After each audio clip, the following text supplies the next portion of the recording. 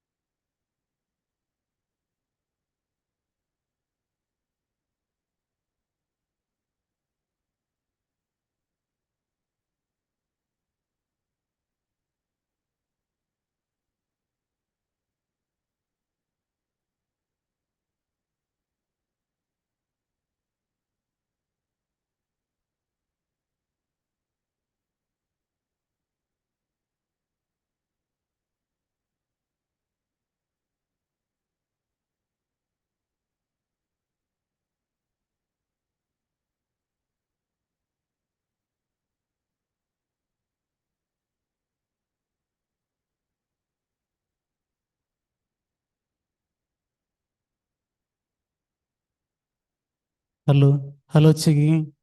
Hello, hello,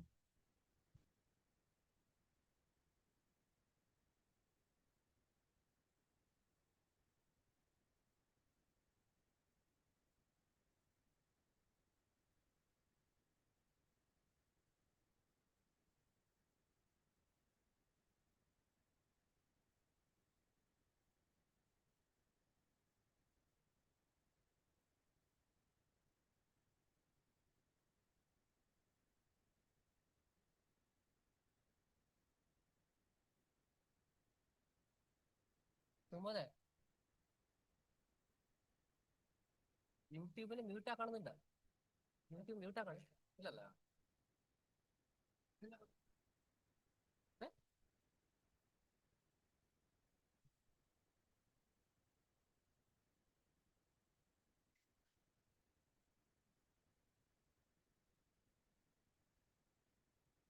Hello, checking. Hello. Hello, mic test. Hello, checking.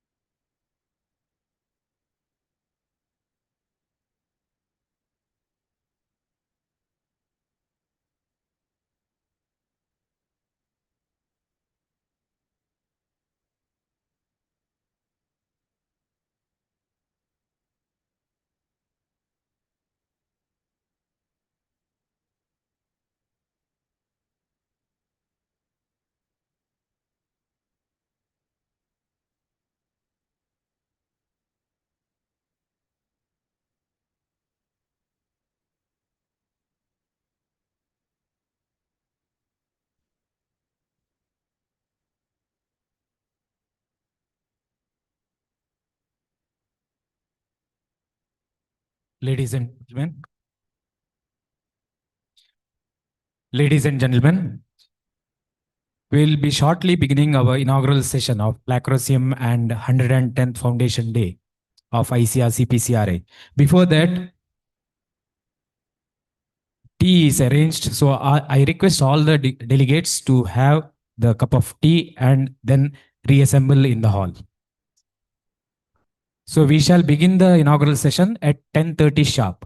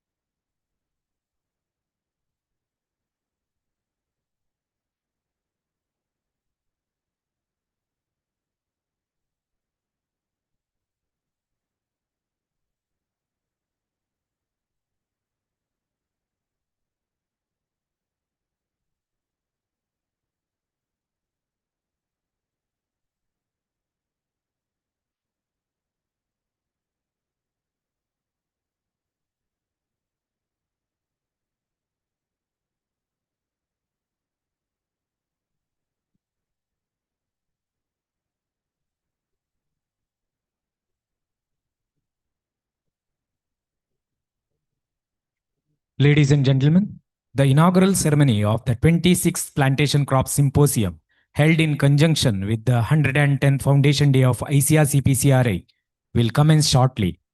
We kindly request you to take your seats as we prepare to begin today's proceedings.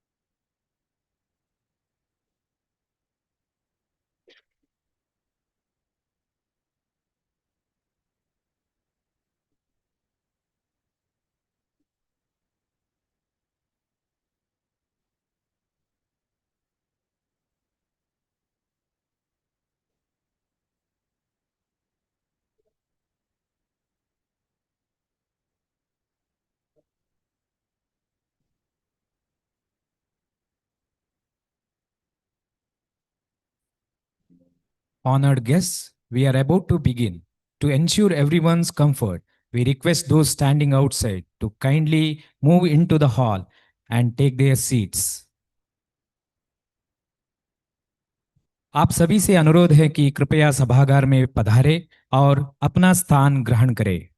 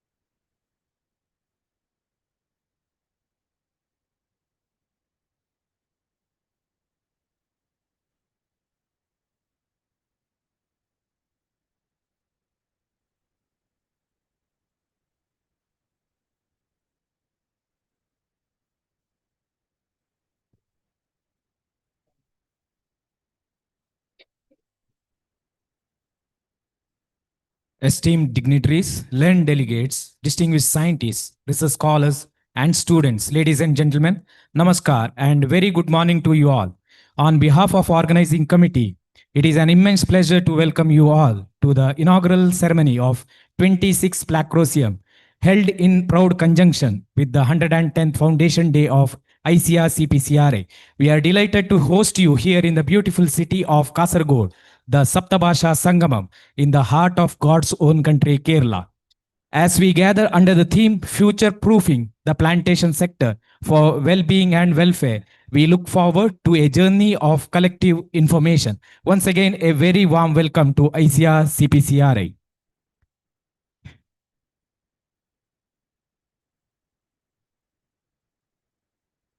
Ladies and gentlemen,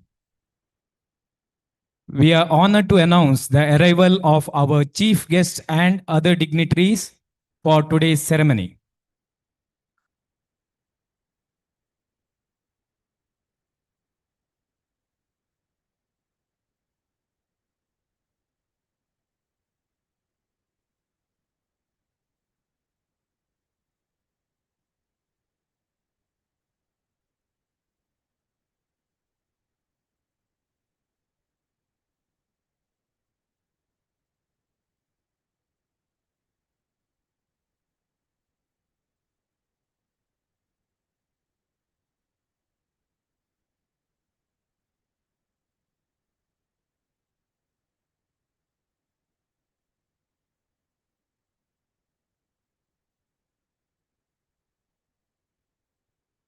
I now request Dr. K. Balachandra Hebba, Director, ICAR-CPCRI, Crops, ICAR Central Plantation Crops Research Institute, to graciously lead our esteemed guests to the dais. Suvarna Raupya Manikya Vasanayrapi Puritaha, Tathapi Prarthayantyeva Krishakan Bhakta Trishnaya. This profound Subhashita reminds us that though one may be surrounded by the splendor of gold, silver, rubies, and the finest silks, they must ultimately turn to the farmer to satisfy the most fundamental human need, the food. It beautifully captures the central role of the agriculturist as the true provider for humanity and hunger elimination. Without further delay, let us commence the inaugural proceedings of Placrosium 26 and 110th Foundation Day of ICAR-CPCRI.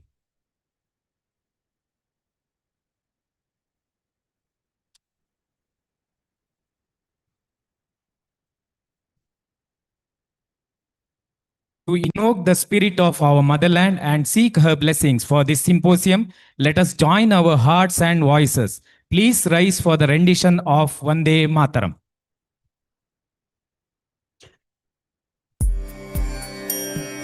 Vande Mataram, Vande Mataram, Sujalam Sukhalam Malayaj Sheetalam Sasya Syamalam Mataram Vande Mataram Shubhrajyotsna Pulakitayamini Pullakusumita Drumadala Shobhini Suhasini Sumadhura Bhashini Sukhadam Varadam Mataram Vande Mataram Vande Mataram. Kindly take your seats. As we celebrate the 110th Foundation Day of ICAR-CPCRI, let us immerse ourselves in ICAR anthem, which resonates our mission of excellence in agriculture. Please join us in listening the ICAR theme song.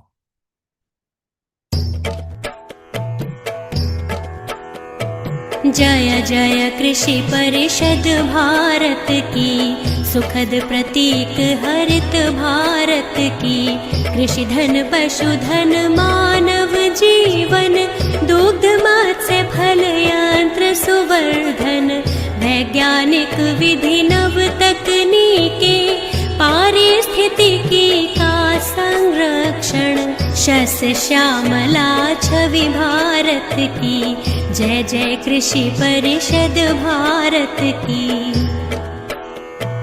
Him प्रदेश से सागर तट तक, मरुधरती से पूर्वोत्तर तक, हर पथ पर है मित्र कृषक की, शिक्षा शोध प्रसार सकल तक, आशा स्वावलंबित भारत की, जय जय कृषि परिषद भारत की, जय जय कृषि परिषद भारत की।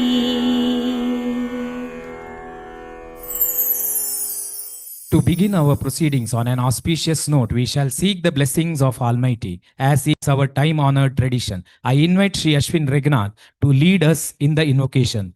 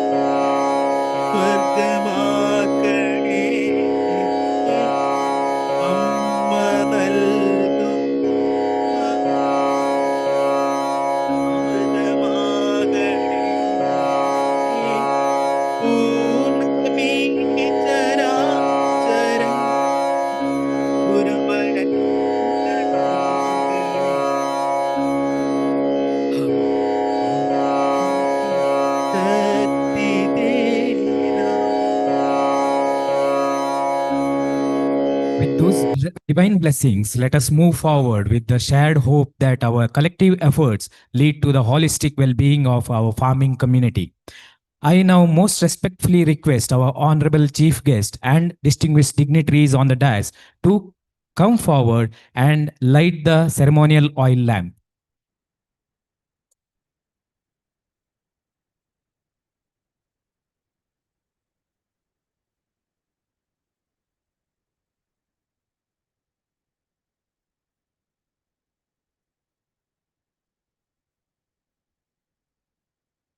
This symbolic act signifies the dispelling of darkness and the awakening of knowledge and enlightenment.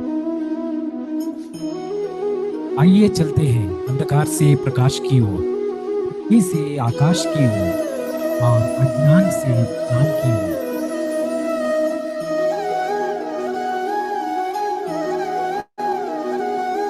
As this flame rises, let us pray that it brings enduring happiness, prosperity, and health to our entire community.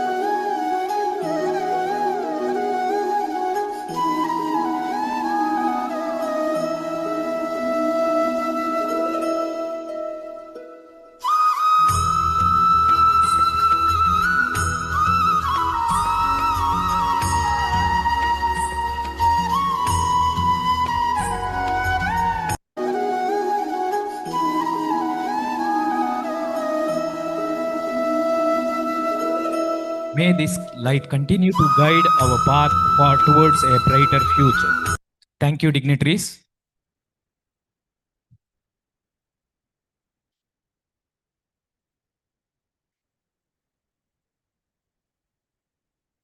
Let's begin.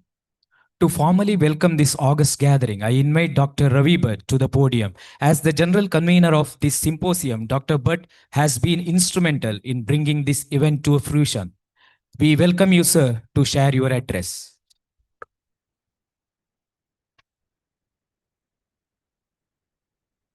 Respected Chief Guest, Professor Sidhu P. Algur, Honorable Vice Chancellor, Central Institute of Kerala, our esteemed President of ISPC and Director of ICAR-CPCRI, Dr. K.B. Hebbar, distinguished Dr. K.V.K. Nampudri, former Director of ICAR-CPCRI, guests of honor, Presidents and Directors of Standing Committee, Dr. P. Ratnam, Dr. K. Suresh, Dr. Dinkar Adika, Dr. Victor Ilango, Dr. A.B. Ramashri, Dr. M. Senthil Kumar, former directors, scientists, invitees, award winners, dear delegates, and persons from press and media.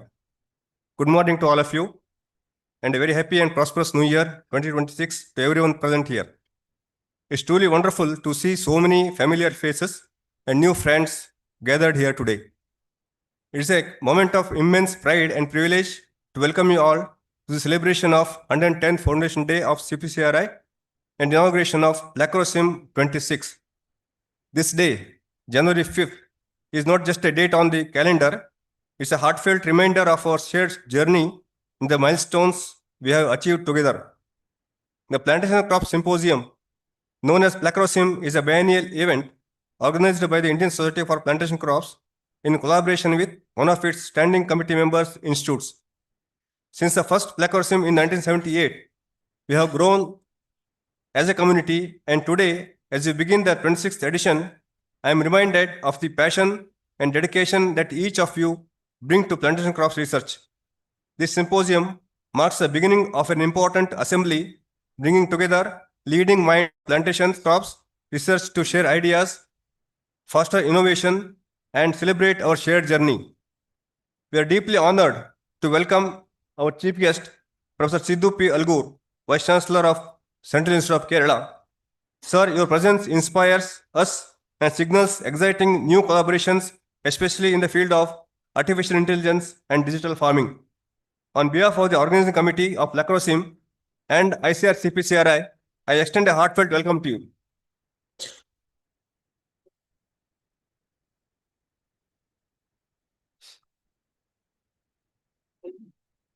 We are privileged to have Dr. K.V.K. Nambudri, former director, ICAR-CPCRI, who will deliver Dr. K.V. Ahmad Bawappa Memorial Lecture on this special occasion.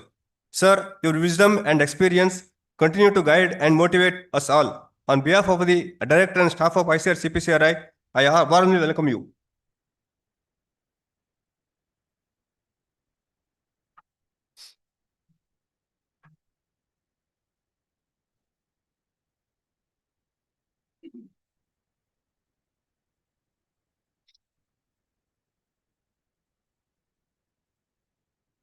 We are fortunate to have many of the directors of the Standing Committee of PLACROSIM, whose presence adds immense value to this gathering.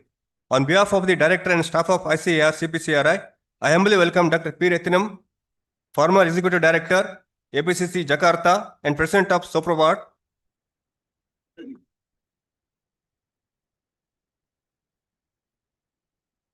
Dr. K. Suresh, Director of ICR, Indian Institute of Oil Palm Research.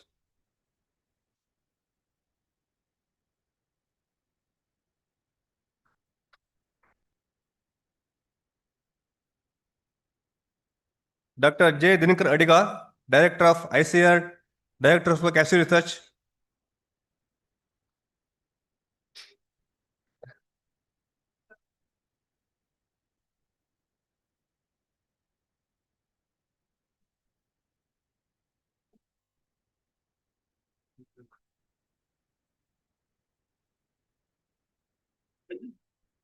Dr. Victor J. Ilango, Director Upasi.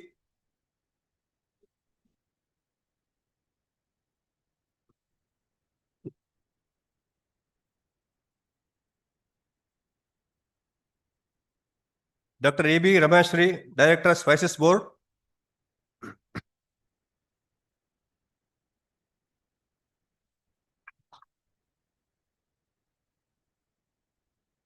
Dr. M. Senthil Kumar, Director of Research, CCRI.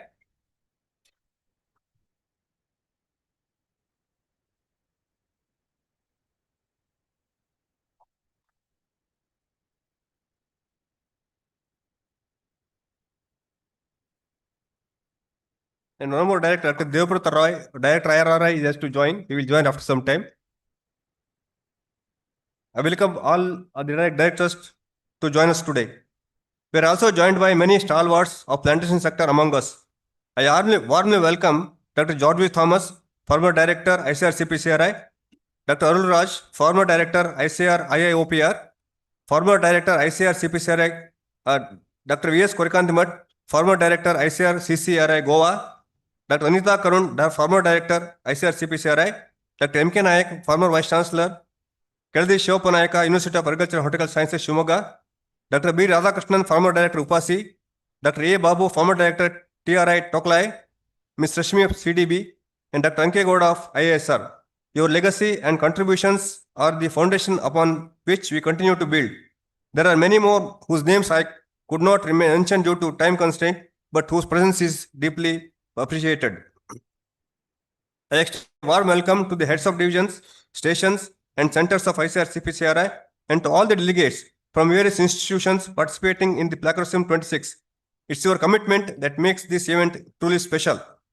I congratulate all the award winners recognized for their outstanding contributions to research and development in plantation crops and wholeheartedly welcome them.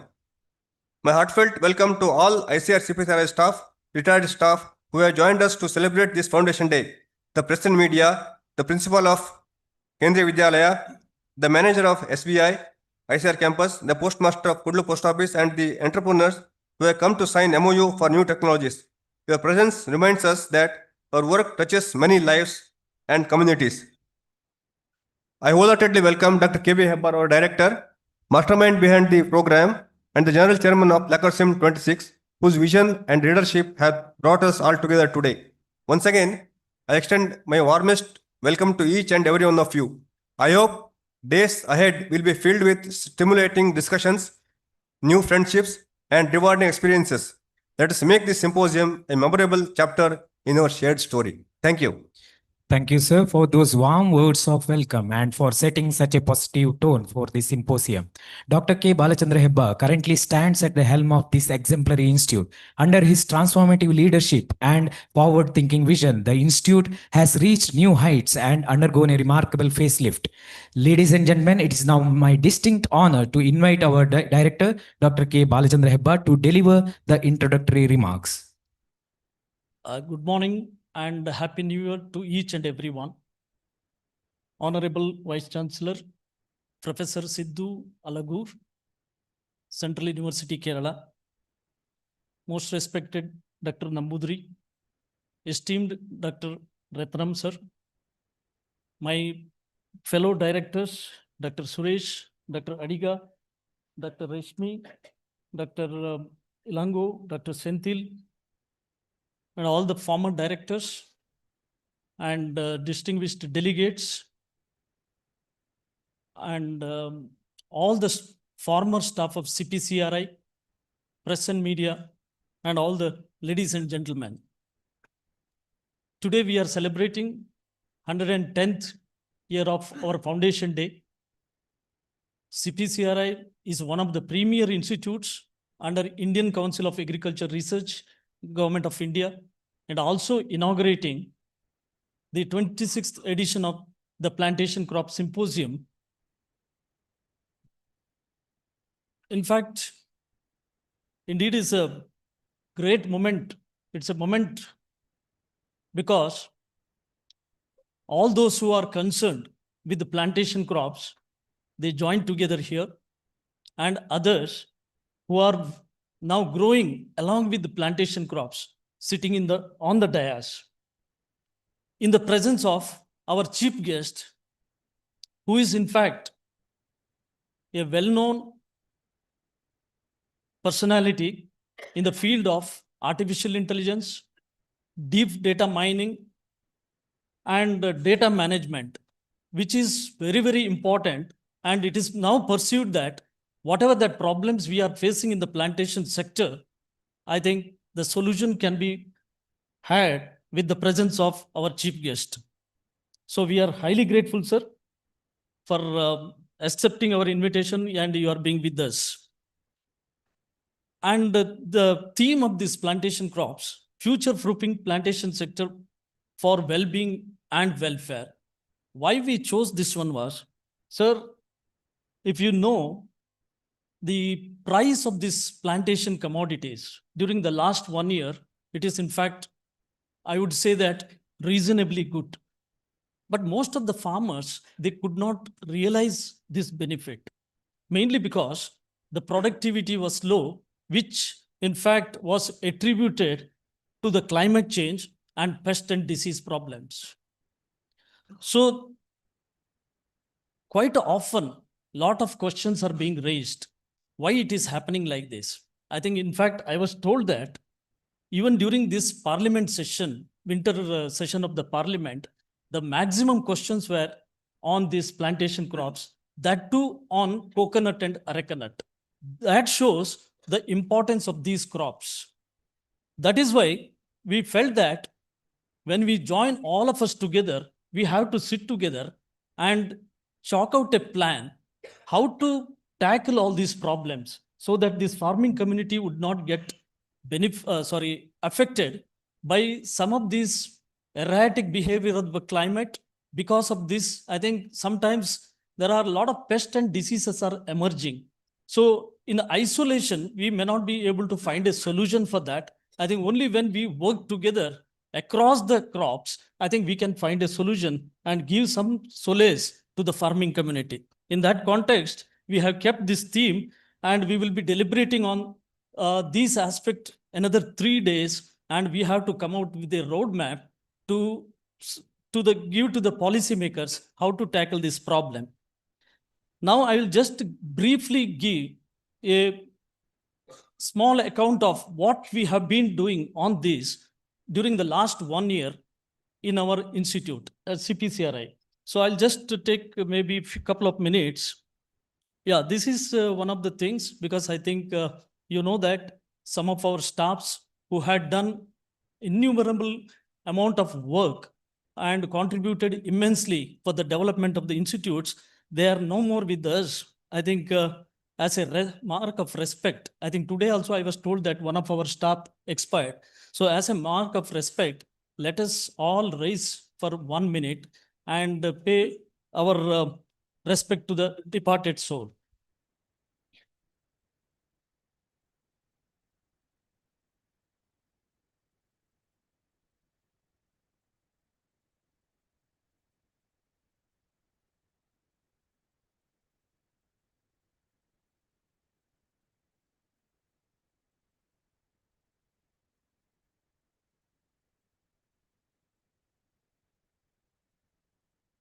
Okay. Yeah, this is the number of staff retired from our institute during the last 1 year. 23 staff retired, out of which 3 are scientists, rest all are technical, administrative, and supporting staff.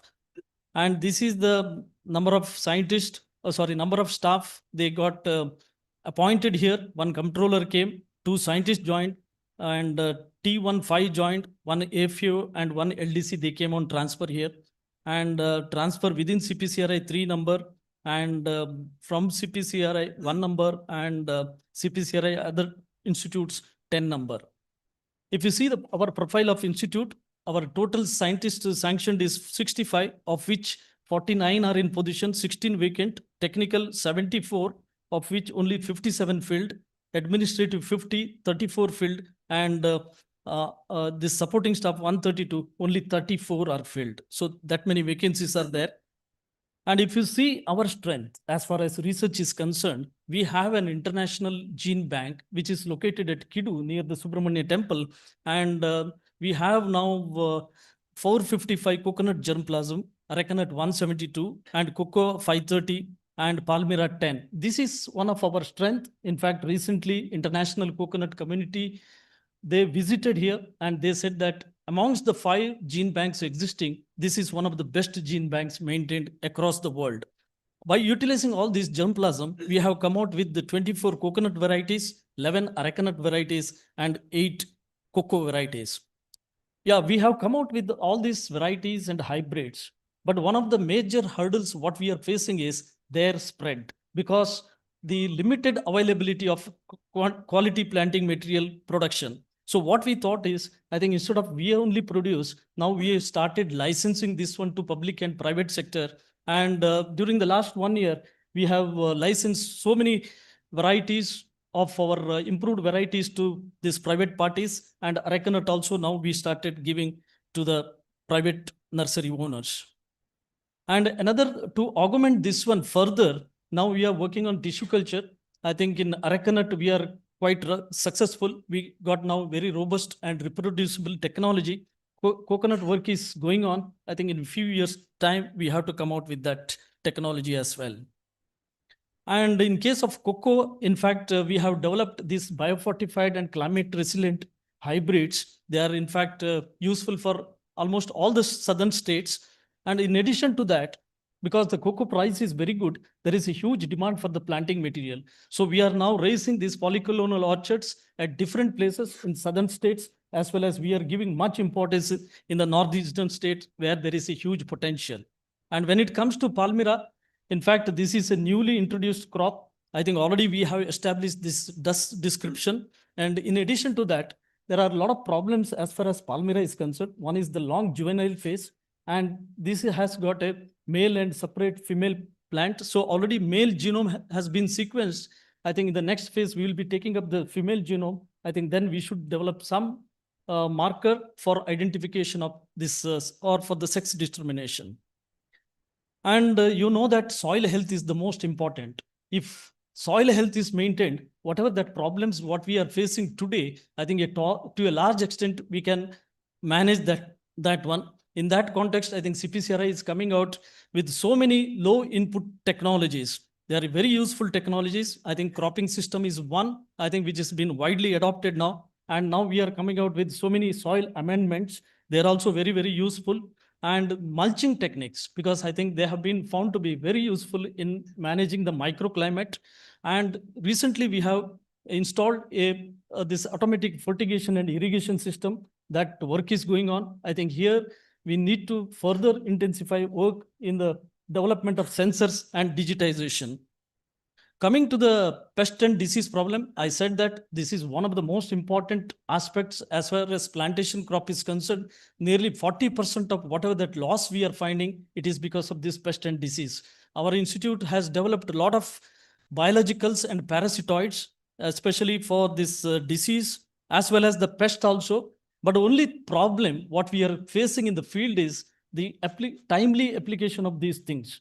One of the farmers, what they're telling is, as far as application is concerned, these trees are tall. It is very difficult to approach the top. That is why we are now trying to develop different innovative techniques by which we can apply this. So one is that drone-based surveillance and spray. And the other one is, I think our scientists now in collaboration with Amrita University, they are trying to develop one microprocessor controlled camera adopted a pole through which from the ground itself we can reach the top of the tree and we can apply all these biologicals. So similarly, we are also developing some diagnostic this mobile based apps for the detection of pest and disease problems or deficiencies. Similarly, we need to give more thrust on developing decision support system, forewarning system. That is the most important thing. And as far as maximizing the profit to the farming community is concerned, it is now pursued that value addition is the best thing, because in coconut we have done a lot of work. We have nearly 200 to 300 products available now. This time also we have come out with now 4 products. These are very, very useful, but our major thrust is perishability, because improving the shelf life of these products. So we are giving more emphasis on that.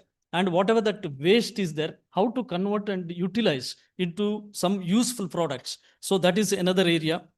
And this, you know, that always I think it is now felt that if you're going for tapping the tree for collection of sap and processing it, it is the most economical.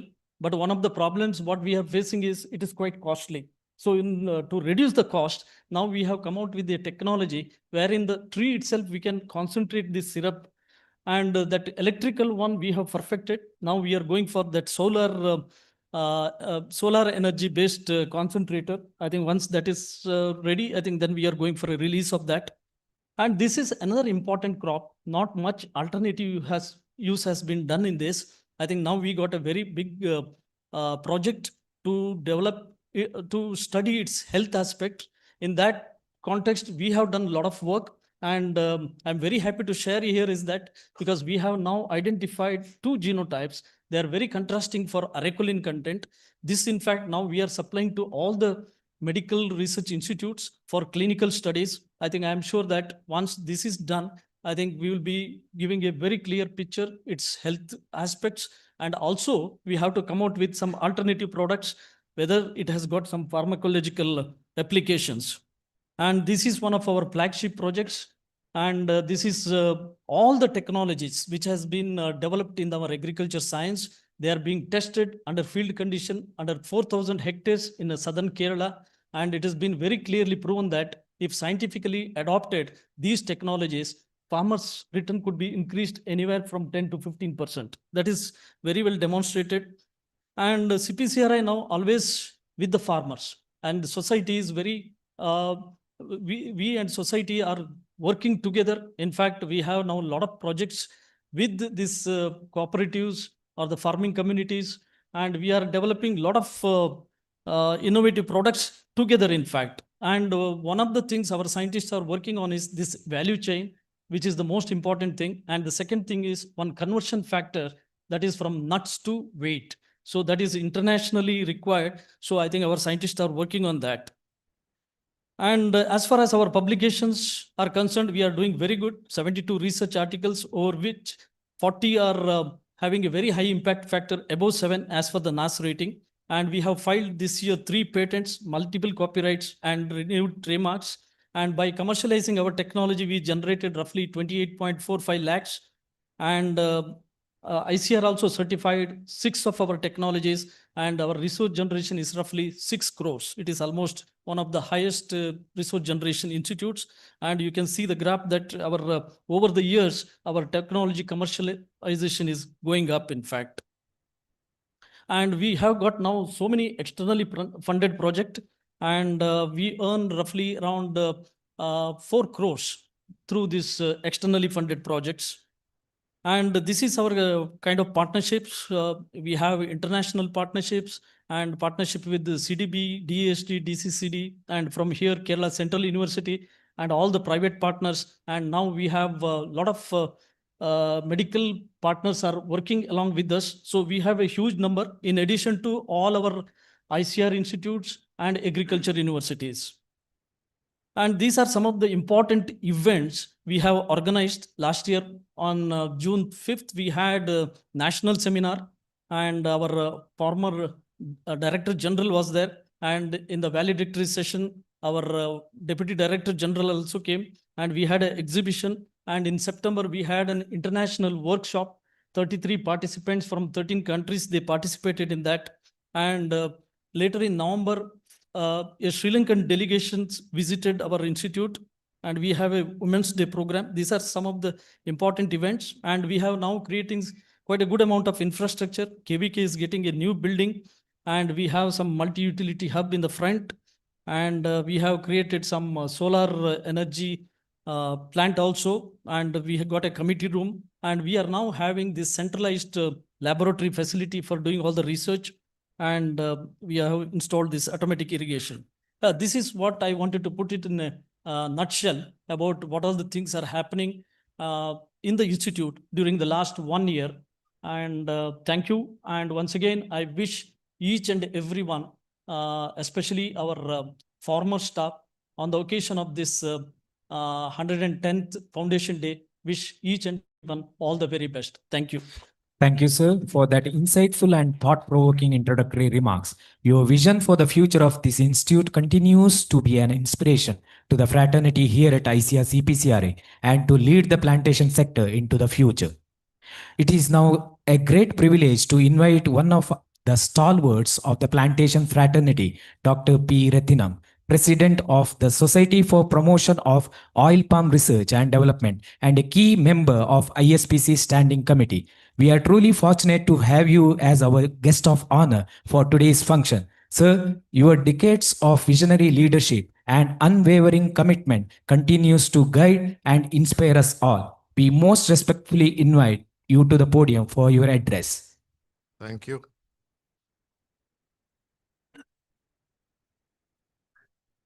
Good morning to you all. Beloved Dr. Hebar, President of today's function, as well as President of ISPC, Dr. Professor Sidhu P. Algur, Vice Chancellor of Central Agriculture University, Dr. K.U.K. Nambudiri, the Senior Former Director of ICAR-CPCRI, Dr. K. Suresh, Director, IIOPR, Dr. Janakara Adige, Director, ICR-TCR, Dr. R. Victor J. Elango, Director, Upasi, Dr. A.B. Ramesh Ramasri, Director, Spices Board, Dr. M. Sandil Kumar, Director, CCRI, Dr. Devprada Rai, Director, RRI, honored dignitaries and delegates, ladder delegates, ISPC members, my scientific colleagues from various parts of the country, heads of divisions of CPCRI, press, media, ladies and gentlemen, once again, good morning to you all. I take this opportunity first to thank the organizer for giving me an opportunity to be with you, to address to you and share my thoughts. Thank you very much for the organizers for the plenary session as well as the 110th Foundation Day of the Institute. Probably this is the first time I am attending the Foundation Day of the Institute. Anyway, as you all know, plantation crops are highly commercialized crops, very well liked by all and very well consumed by all. And it has, like, coffee, tea, rubber, coconut, oregano, oil palm, cashew nut, and spices, black pepper, cardamom tree spices, etc. like that, grown in large areas, estates, but also as a small farmer's crop, and playing a key role in the export, employment, and also industrial raw materials. Many allied industries have come through these crops. These are the beverages crops like coffee, tea, nuts crop like cashew nut, coconut, oregano, oils like oil palm, and rubber. If you look at over a period of time, I look at the data of the area production and productivity of these plantation crops. Definitely from 1950 to 2024, the area has considerably, manifold increase in areas. Because of that, the production increase. The productivity increase is due to the varieties that has been developed and the technologies that has been developed over the period of time by all these plantation institutes. But if you consider the potential yield of the crop, each crop, and compare what is our potential, what is our present yield, it is little, still, even though we say that we have produced, we are the largest producer, we are first in productivity in coconut and all that, but then our total productivity in the sense of all the crops, there is a gap of 45 to 50% gap, and particularly in cardamom, 70%. And So like even in rubber, even though we have achieved very high yield and all that, still 45% yield gap is there. Why I am saying this? We know that still that we can one-fold increase from the existing yield. It is possible. So with the varieties, technologies and all that, we could not make a dent, but then the traditional precision farming and all that has come. But now we have to seek the AI and digital technologies for making further increase in the production and productivity. So that is the non-traditional technologies like artificial intelligence, digital technologies, servers, drones, etc. have shown. Now you have the director CPCRI also has indicated what are all the AI and technology that they are trying, but still this is an initial stage that every institute has started. I don't say that you have not done it, we have started, but there is lot of scope for intensification of the AI digital technology. Probably we will be discussing in the course of time to make a sustainable production of all these crops. The domestic demand is increasing day by day. This is because one is the population explosion, another is the high income increase, and they are capable of buying more of the things. So domestic demand itself is increasing. Other than that, we also have a commitment to export earnings also. So this export earnings in the coffee, tea, rubber, we have a quite good cashew and all that, but still there is a scope for increasing. So the domestic need as well, even if you take the Indian population alone, the other countries always take the Indian population and then say that this is our potential. But we always think that we want to export and we don't take the domestic consideration. So domestic considerations, demand is much more in the years to come.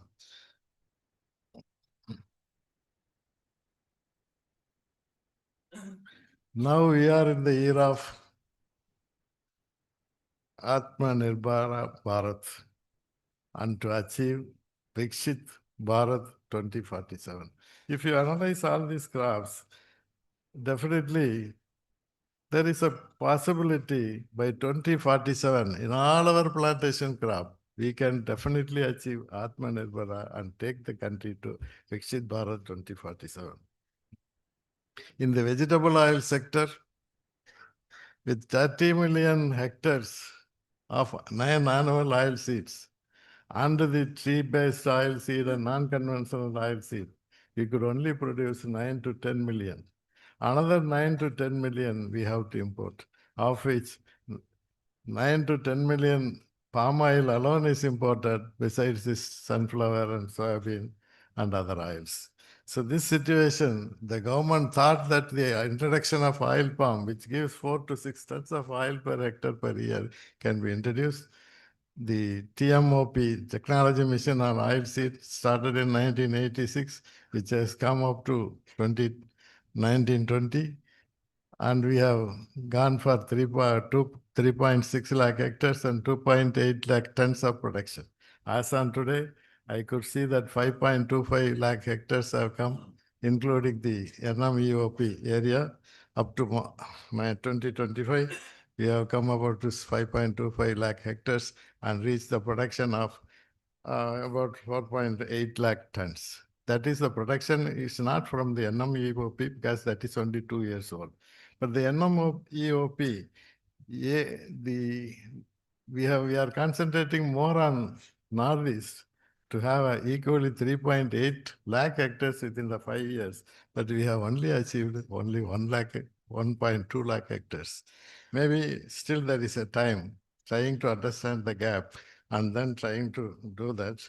It should be possible. I don't want to go much into the detail of this, probably but what is required is, I quote a Tamil poem by Kannadasan, என்ன வளம் இல்லை இல்ல திருநாட்டில் ஏன் கையை ஏந்த வேண்டும் வெளிநாட்டில்.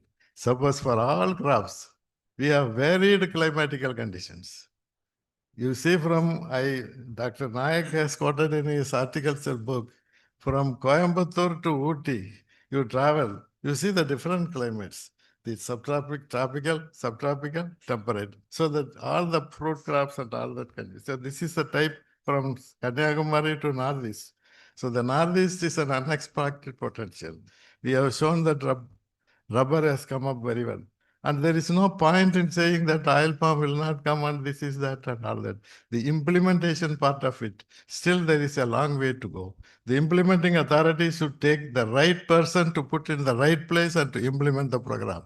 This I feel that I'm, as an outsider from oil palm, now I can say that the implementation people have to consider the right type of people have to be put in the right place and the timely action has to be done. If this is done, it can be done. Now, having said this, now I will come to the Institute Foundation Day. I have great pleasure to attend this 110th Foundation Day. My plantation crop service started in 1979. After my joining in ARS in 1976 and 79, I started my scientific career in plantation crop as a scientist, senior scientist, agronomy. But then I became an agropathologist. When I reached the institute, the position given to me is the eradication of root wilt disease in the border areas and the management. Yeah, so agronomists can turn into agropathologists. We did the job well. And this institute over a period of time has developed a lot of technologies. Even the 1 year presentation by Dr. Habar shows that how much dedication and devotion the institute is, scientists and the scientific staff, technical staff all are having in making this institute one of the most prominent institute, not only in the India, but in the international level. The coconut-based cropping system or coconut-based genetic resources and whatever it may be, this institute stands first. I congratulate all the scientists, all the technical staff, all the staff of the CPCRI Institute for having brought this institute, keeping the limelight always high.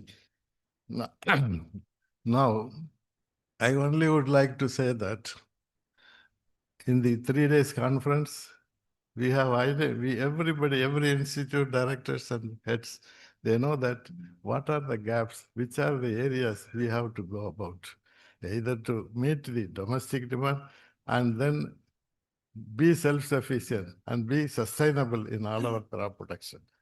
So it is possible. We have to make, as rightly said by Dr. Habar, the president, we have to form a roadmap of plantation crops in the years to come from 2026 to 2037 or 38, so that by 47, you will reach self-sufficiency, because the perennial crop takes time 3 to 4 years to get a yield. So at least by 37 or 38, we should achieve our target and then expect the outcome at 2047. With these things, the 3 days, I have the data, but I don't want to present all the data and bore you at this session. I only congratulate once again all of you, all the plantation crop sites, coffee, tea, rubber, cardamom, everything, high production technologies, all that have been done. So still, we have to go a long way. The time is there. 25, 26, another 27, 26 years are the 21 years are there to reach the Viksit Bharat. So I wish you all, and we will all definitely take India to the Viksit Bharat 2047. I congratulate you. I thank you one and all. Jai Hind, Namaskar.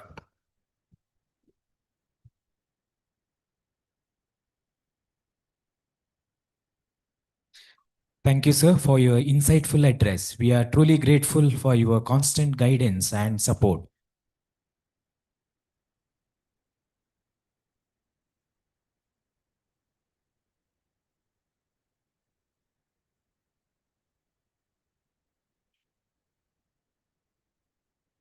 We now witness a proud moment of success emerging directly from our farming community. YGP Coconut Farmers Producer Company Limited, a dedicated licensee of our institute, has successfully scaled our technologies to create two exceptional value-added products. First, Sappy, the nature's energy, a refreshing 100% natural sap drink, and second, Sappy unrefined coconut sap sugar, a nutrient-rich, healthy alternative to refined sweeteners.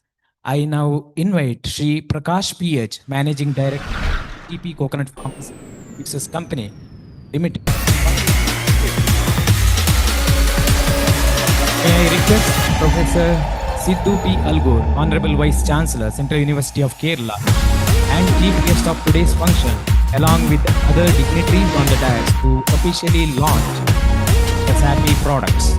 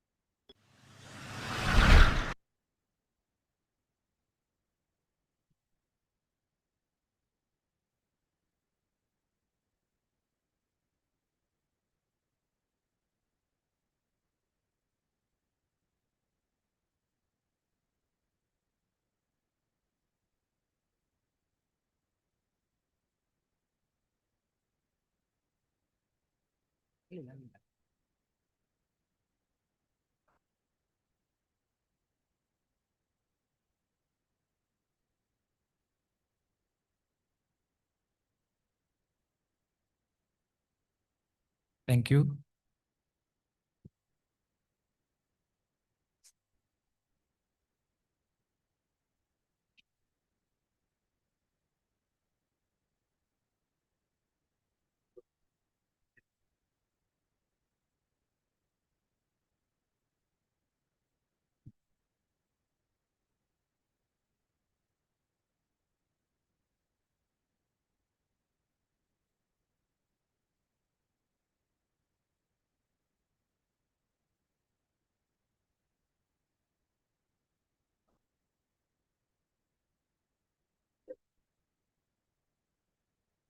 We are delighted to introduce a frozen dessert for the health conscious era, Kalpa Kulfi.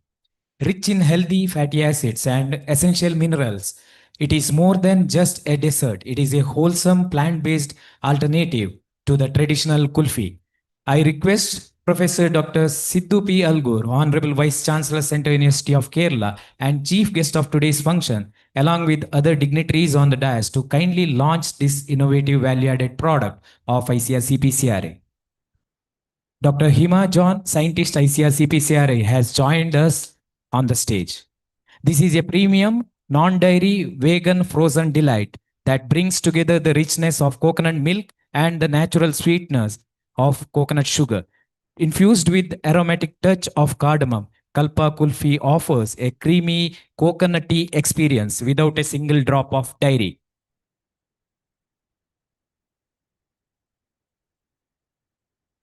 We now arrive at a truly sweet milestone of this inaugural session, the launch of Kalpa Velvet.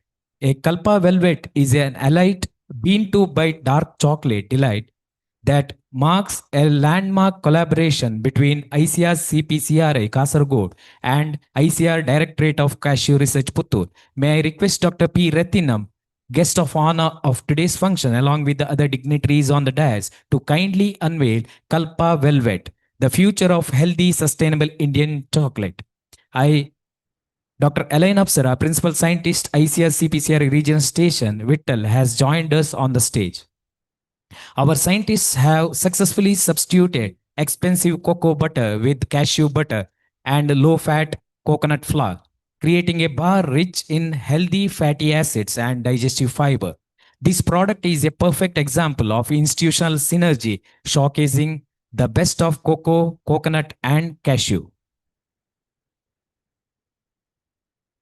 We now move to an exciting highlight of this ceremony, the official launch of Kalpa wafer cones.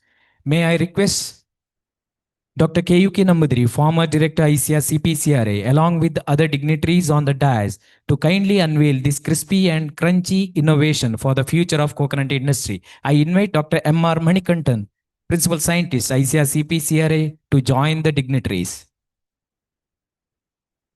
Developed right here in ICAR-CPCRI, these are not just ordinary cones. They are nutritional breakthrough, crafted from a composite of sweet potato flour and enriched with coconut milk and coconut sugar. They offer a fiber-rich, nutrient-dense alternative to traditional wafers. By utilizing coconut milk residue, this product stands as a testament to our commitment to sustainable, eco-friendly food innovation. We now unveil a revolutionary product that turns environmental challenges into nutritional treasure, Kalpa Q Bits. May I request Dr. K. Suresh, Director of Indian Institute of Oil Palm Research, along with other dignitaries on the dais, to officially launch Kalpa Q Bits, where science meets sustainability in every bite. Dr. Indujaya, Senior Scientist, ICAR-CPCRI Region Station, Kayangulam, has joined us on the stage. Every year, billions of liters of mature coconut water are released into the environment.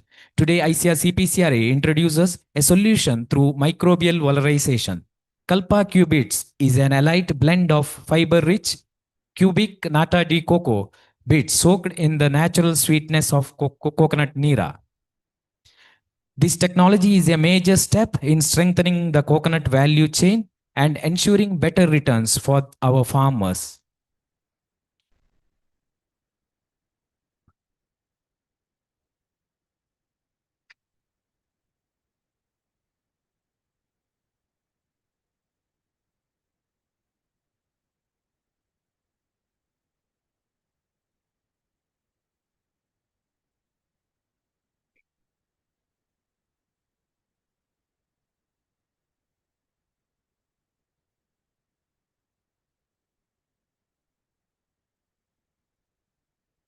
Ladies and gentlemen, we now come to a momentous highlight of this inaugural ceremony, the official release of the Placrosium 26 souvenir.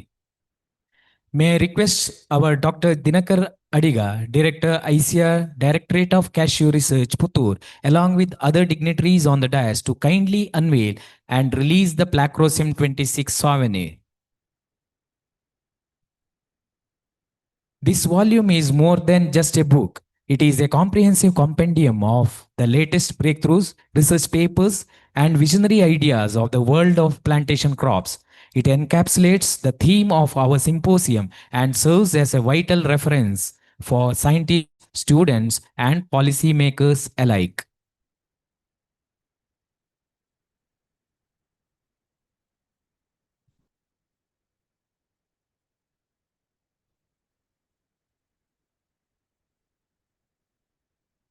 The 26th Biennial Symposium on Plantation Crops marks a pivotal step in advancing research for the plantation crops. Dr. R. Victor J. Ilango, Director of the Upasi Tea Research Foundation, is formally invited to release the digital version of the Book of Abstracts.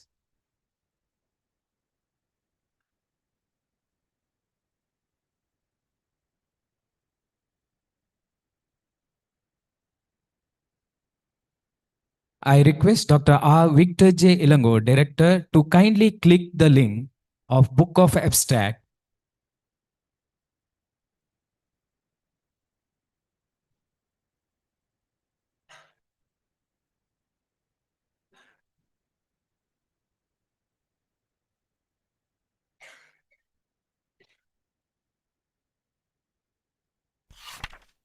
This collection represents the collective wisdom and latest breakthroughs from scientists and experts across the country. Compiled and edited by Dr. Ravi Bhatt, Dr. Jayashekhar, and Dr. Pratibha VH. We now move to the release of technical bulletin titled ICAR-CPCRI Regional Station, Kayangulam at a glance. May I request Dr. Remastri, Director, Spices Board, along with other dignitaries on the dais to kindly release this bulletin, which stands as a testament to nearly 8 decades of dedicated service to the coconut community. Edited by Dr. P. Anita Kumari, Dr. Reggie, Dr. Joseph Rajkumar, and Dr. S. Nino, this comprehensive bulletin chronicles the historic journey of the Kayangulam station since 1947. It showcases a powerhouse of innovations from root wilt resistant coconut varieties and advanced tissue culture to cutting edge acoustic sensors for pest detection and eco friendly crop protection. Beyond research, it documents decades of farmer centric outreach, including the Farmer First program and the vital contributions of KVK Alapula. Continuing with our series of prestigious releases, we now present the book titled Hybridization Technique and Quality Planting Material Production in Coconut. This comprehensive volume consolidates years of scientific findings and field level expertise into a single definitive guide. May I request Dr. M. Sendil Kumar, Director of Research at Central Coffee Research Institute, along with other dignitaries on the dais, to kindly release this valuable addition to the coconut literature. Designed as an essential reference for researchers, students, and extension personnel, this book is a roadmap for enhancing the productivity and sustainability of coconut farming for generations to come. The book is edited by Dr. V. Niral, Dr. Divakar, Dr. Murali Krishna, and Mr. Anup Kumar.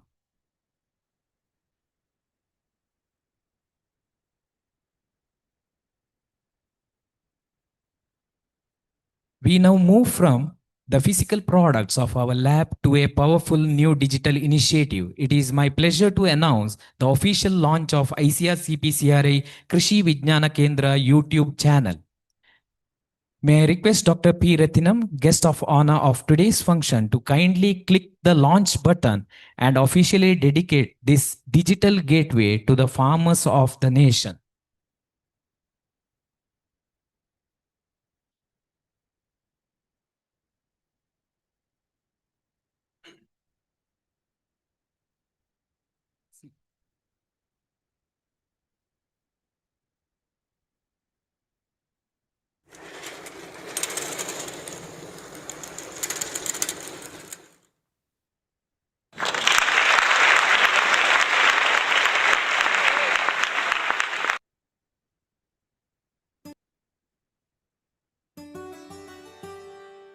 Ever since its inception, ICAR-KVK Kasargod has been a second home to the farmers of Kasargod district. Today, as we proudly present our YouTube channel named KVK Kasargod, a platform to showcase the success stories of our farmers as well as to disseminate agricultural technologies, let us have the best wishes from Dr. K.B. Hebar, the Honorable Director of ICAR-CPCRI, our mother institute. ICAR-CPCRI KVK is starting a YouTube channel. There are a lot of innovations are available, be it in coconut, arecanut, animals, fisheries, all these aspects. A lot of knowledge is there that needs to be disseminated. I think YouTube is one of the best media. I wish ICAR-CPCRI KVK all the very best. The Institute Award honor exemplary performance by individuals who consistently demonstrate professional excellence, unwavering integrity, and a profound commitment to their roles. These annual accolades are presented across 4 distinct categories: scientific, technical, administrative, and skilled support staff. In the scientific category, the award is backed by the team led by Dr. P. Anita Kumari, Principal Scientist, Regional Station Kayangulam. Her distinguished team of associates include KB Hebba, Dr. Sharifa, Dr. Anas, Dr. Induja, Dr. Jeena, Dr. Mirin, Dr. Nihad, and Dr. Joseph Rajkumar. I invite Dr. Anita Kumari and her entire team to please come to the dais.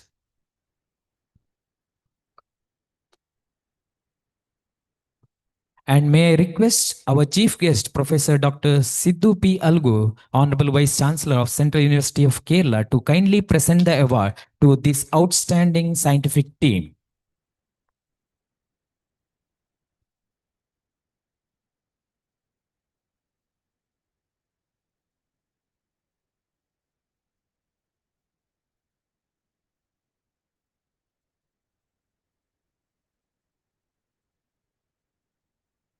The award in the technical category goes to Dr. Nirmal Kumar, Senior Technical Assistant at ICAR-CPCRI Regional Station, Vittal. Please join me in welcoming Dr. Nirmal onto the stage.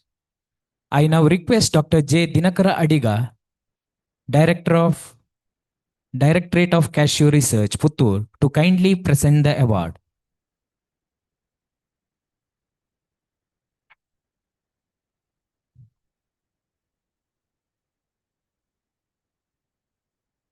In the administration category, the award goes to Shri Muhammad Hanifa PK of the ICAR-CPCRI Regional Station, Vittal. I invite Shri Hanifa onto the stage to receive the recognition. I also request Dr. P. Retinam, guest of honor of today's function, to kindly present the award.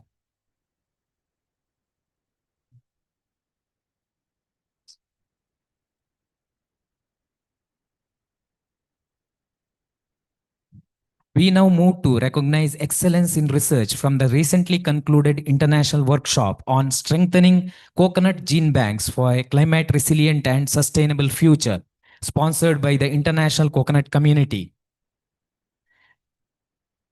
During this workshop, a flash talk competition was held to showcase rapid-fire scientific innovations. We are proud to announce that the first prize has been bagged by Dr. Dahlia Moore, scientist at ICAR-CPCRI, for her presentation on AI-based smart monitoring of pest and disease detection system for coconut using drones.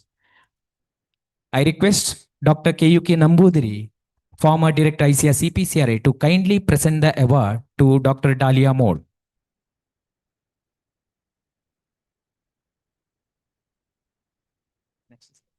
Moving forward with the honors, the second prize for the international workshop flash talk competition is awarded to Dr. Himan.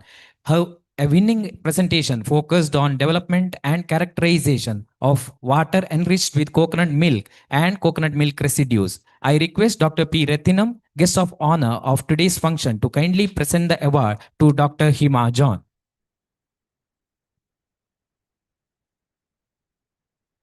Finally, we announce the third prize winner of Flash Talk competition awarded to Dr. R. Pandiselvam, Senior Scientist at ICAR-IARI.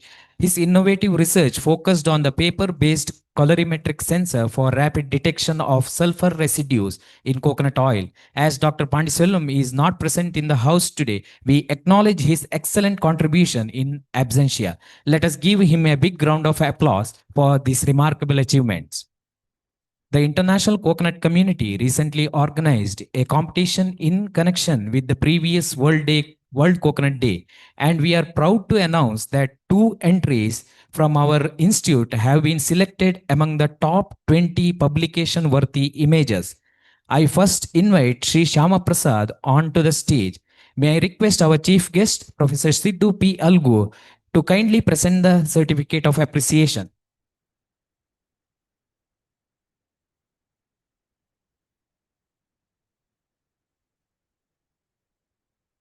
The second entry by Dr. Nihad, Senior Scientist at Regional Station Kayangulam, received similar high appreciation. I invite Dr. Nihad onto the stage and request Dr. KUK Nambudiri, former Director of ICAR-CPCRI, to kindly present the certificate.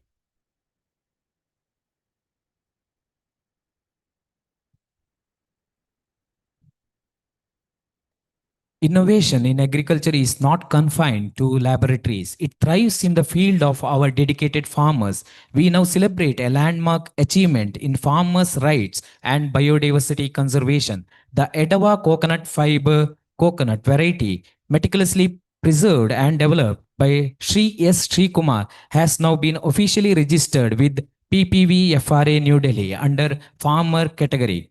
This is the first coconut variety registered under farmer category. I now request Ms. Sri S. Sri Kumar onto the stage and request our director, ICAR-CPCRI, to kindly hand over this prestigious certificate in the presence of our distinguished guests. This process has been facilitated by ICAR-CPCRI and DUS Center of Coconut, People involved are Dr. Anita Kumari, Dr. Samshuddin, and Dr. Niral. At ICAR-CPCRI, we believe that research finds its true purpose when it reaches to the field. Our innovations are actively driving the plantation economy through strategic technology commercialization. And today, these technologies remain highly sought after by the stakeholders across the industry. I now invite Mr. Binoy, Managing Director of Chulli Farm Services Private Limited, onto the dais. May I request our director to kindly exchange the documents with Mr. Binoy in presence of the distinguished guests on the dais. We are here to witness the formal exchange of MOU for the licensing and technology transfer of Kalpa Suvarna, our elite dwarf coconut variety known for its high yield and quality.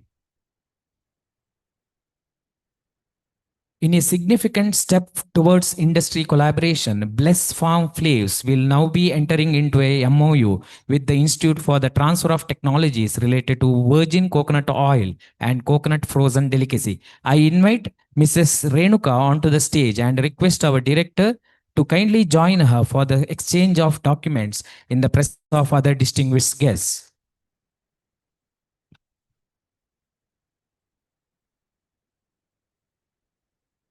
Thank you, dignitaries.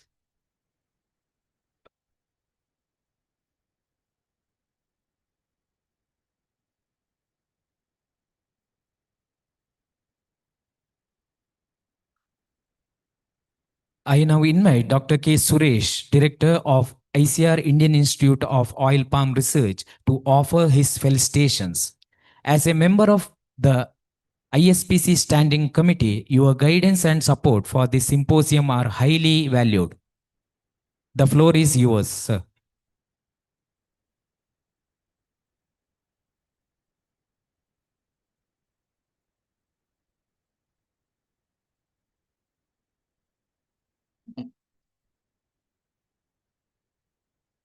Respected Chief Guest, Professor Sidhu P. Algar, dignitaries on the dais, Dr. K.B. Habber, Director ICAR-CPCRI, Dr. P. Retinam, President Superpron, Dr. J. Dinakar Adiga, Director ICAR-DCR, Dr. Nambudri Sir, former Director CPCRI, Dr. Victor Alango, Director Upasi, Dr. Rameshri, Director Spices Board, Dr. Senthil Kumar, CCRI, and former directors who are off the dais, Dr. Arul Raj Sir, Dr. Korkant Sir, and Dr. George V. Thomas, and other dignitaries who has come all the way, and the scientists of CPCRI. So good morning to everyone. I don't want to take much time. So hearty congratulations to CPCRI on the occasion of 110th Foundation Day. And I think I don't want to bore you with the facts about oil palm and other things. So a small snippet, actually, we were in the process of holding the Placrosim during the December. Normally, Placrosims used to be held during December. So we had parliament sessions, and then in the standing committee, Dr. Habba was telling that this cannot be done during December, and then we will do on the occasion of Foundation Day. So now I thought that he has well managed the Foundation Day with the opening ceremony. So kudos to Director CPCRI, who has taken both the occasions in a single platform. So it was very nice. And congratulations to all the winners on the Foundation Day of CPCRI. And we all wish that this Placrosim 26 goes in a right way, and then success to all. Thank you very much. Thank you, sir. I now have the pleasure of inviting Dr. J. Dinakara Adiga, Director ICAR-DCR Puttur, and a distinguished member of ISPC Standing Committee, to offer his felicitations.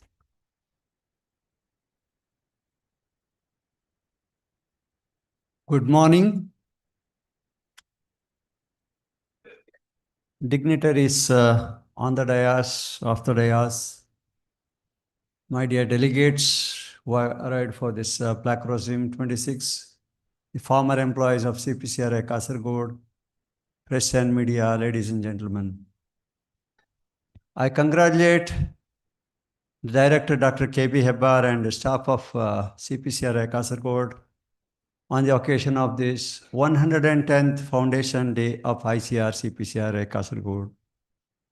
I have been witnessing this Foundation Day for the last 3 years consecutively. And what I have witnessed from the presentation of my director colleague is that year after year, CPCRI is enhancing its accomplishments, be it technology, be it patent, be it MOU, licensing of technologies, and new innovations and breakthrough technologies, including the frontier areas. So this indicates that CPCRI is in tune with the needs of the public, needs of the stakeholders. And we are in a stage wherein we have to confront with vagaries of nature. Lot of challenges are being posed by the climate. Our area is increasing, but productivity is declining. Be it coconut, be it coconut. The prices are increasing, very attractive, but we don't have the produce at hand. And I'm happy to note that recently, I think it was yesterday, I wrote a press news in a local daily that CPCRI scientists have successfully demonstrated the management of leaf spot in Uttar Kannada district of Karnataka. That's one great significant dent they have made in addressing the issue of leaf spot disease.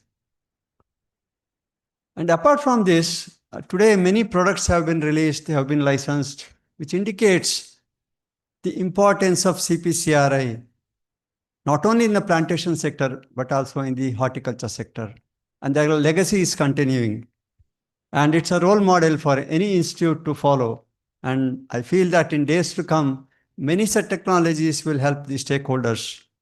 And Viksit Bharat, we say by 2047, we should be self-sufficient. Why 2047? And if such technologies come to the forefront and if all farmers adopt, we can be Atmanirbharata even before 2047.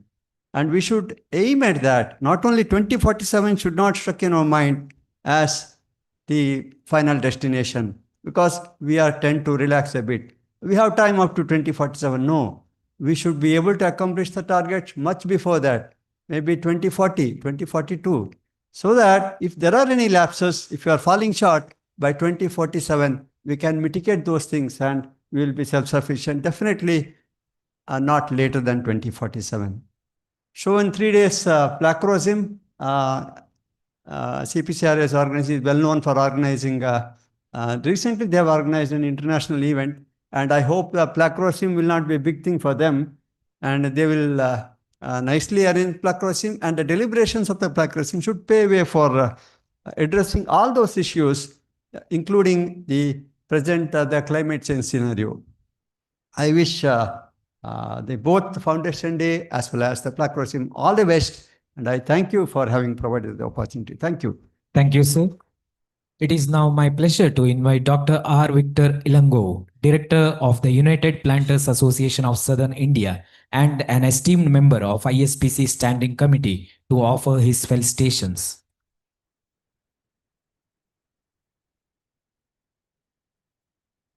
Good morning to all the delegates,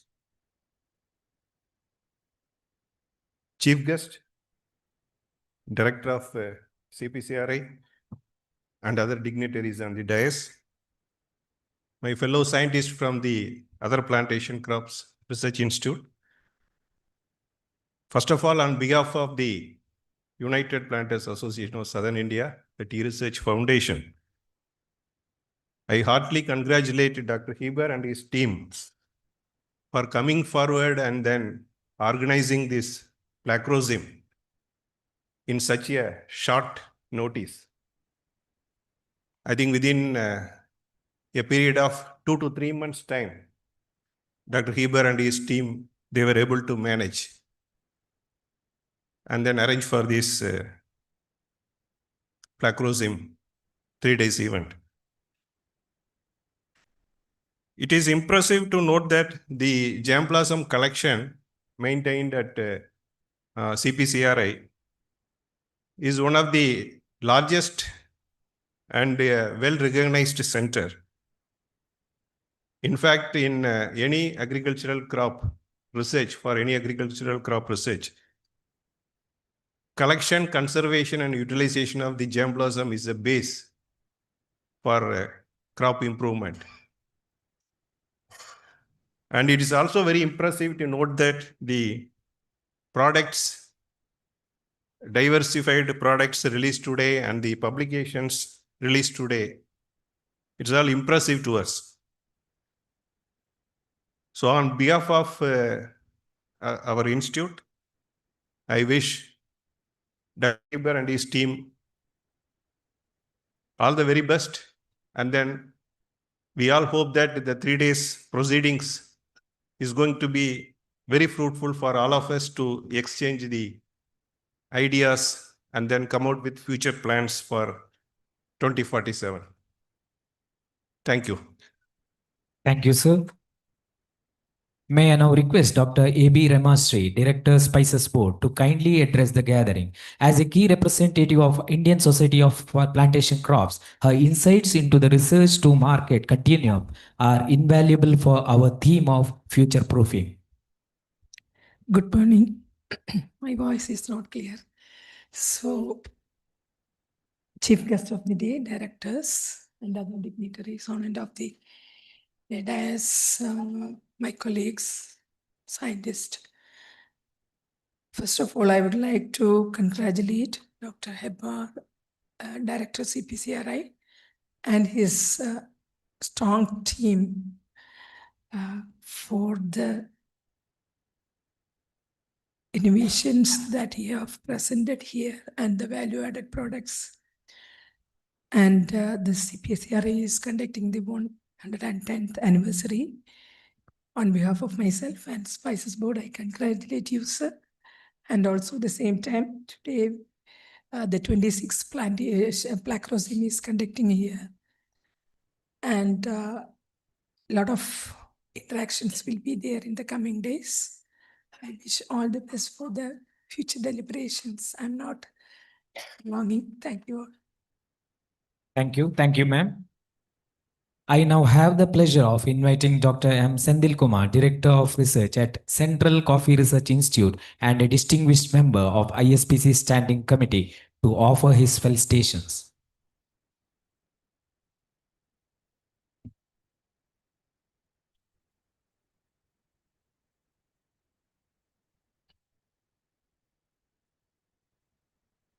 The stalwart of this plantation sector, Dr. Ratnam sir, today's chief guest, Professor Sidhu P. Algur, and Director of the CPCRI, Dr. Heber sir, and all the dignitaries, and all my fellow scientists, academicians, researchers. Good morning to all of you. At the outset, on behalf of the Central Coffee Research Institute, I place on record my sincere wishes and congratulations to Dr. Heber and his entire team for having very nicely arranged this Placrosim. I also take this opportunity to personally thank him for having decided the dates in the month of January, because it was a coincidence for the Central Coffee Research Institute also to celebrate its centenary celebrations. Therefore, I place on record my special thanks to him. And also it is a coincidence that the great institute called Central Plantation Crop Research Institute, today it is also celebrating its 110th Foundation Day. Therefore, very often I used to request Heber sir that he should visit and guide a small institutes like Central Coffee Research Institute, because as like any private company, they used to say corporate social responsibility. Similarly, I hope Hebbar sir also has the corporate social responsibility to promote institutes like Central Coffee Research Institute. Therefore, so I look forward for a lot of collaborative works in the near future, because the director of CPCRI is also very much aware that nowadays, so people are coming forward to take coffee. So across the, horticulture sector. So they are interested to go with coffee in arecanut and various plantation crops per se. Therefore, the collaboration with CPCRI will have a much, much important role and also very dynamic role, not only promote other plantation crops per se, this coffee also, because as you all aware, so majority of you are aware, and some of the new academicians, researchers may not be aware, coffee is the second largest commodity next to petroleum. So as to say, on the globally, when the second person fills his vehicle with the petrol, there will be one other person on the globe will be sipping coffee. This is the kind of importance so which coffee has. Probably CPCRI and other major plantation institutes will forge collaboration with Central Coffee Research Institute to have a win-win situation for the entire plantation sector and also to promote coffee as well as other plantation crops. With this brief remarks, I wish this Black Rosim a very great success, and also I appeal to all the academicians, researchers and other stakeholders to make it very useful for enrich your knowledge as well as to make the platform of this plantation sector strong so as to make it very vibrant one in the near future. Thank you for this opportunity. All the very best. Thank you, sir. It is now a moment of great honor as we invite our chief guest for today's ceremony. We are privileged to have with us Professor Sidhu P. Algur, the Honorable Vice Chancellor of Central University of Kerala, Kasaragod, an eminent academician and administrator. His presence today bridges the gap between agriculture research and higher education. I most respectfully invite you, sir, to deliver the chief guest address.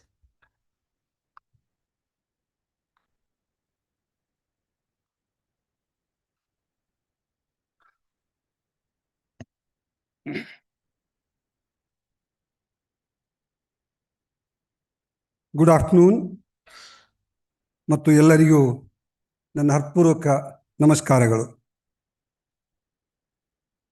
Well,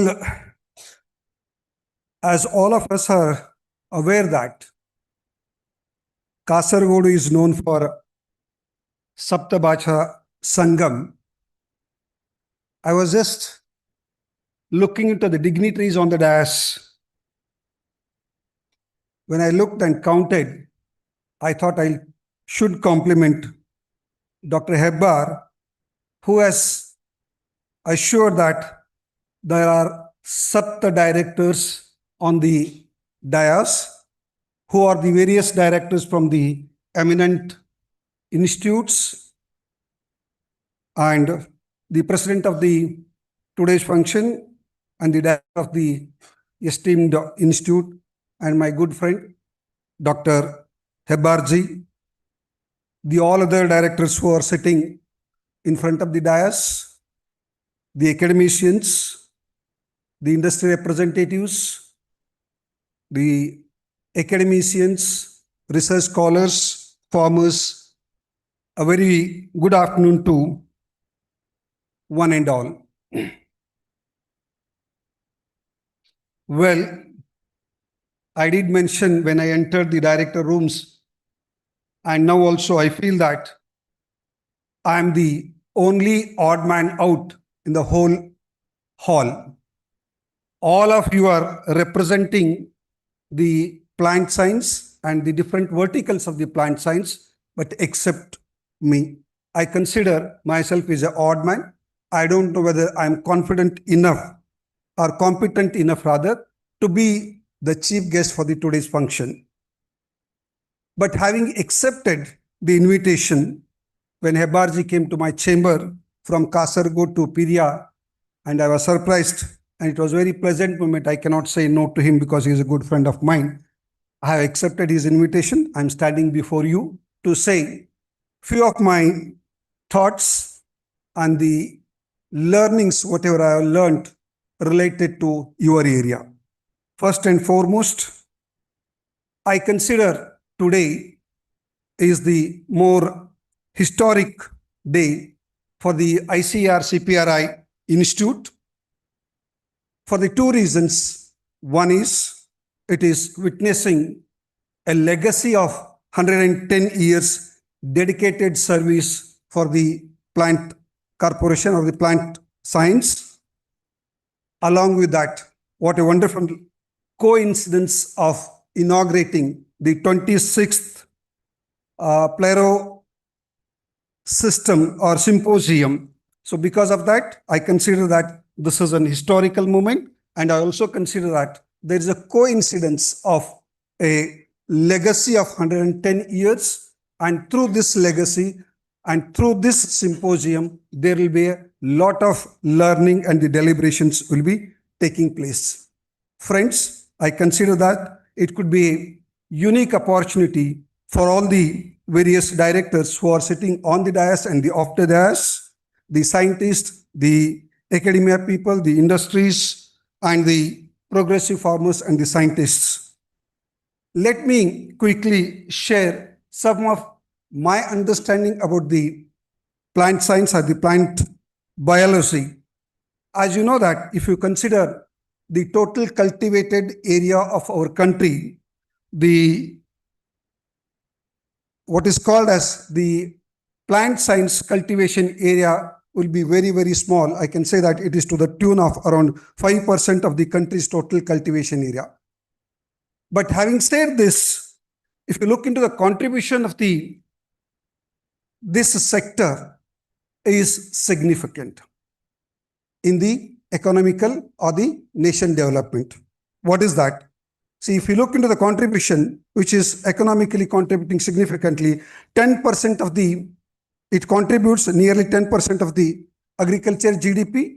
Not only that, it contributes nearly 14 to 15% of the export earnings. And beyond this, what is more important is this sector also supports millions of small and migrant farmers, which supports for the sustainable rural livelihood across especially the coastal area or coastal hills, tribals, and etc.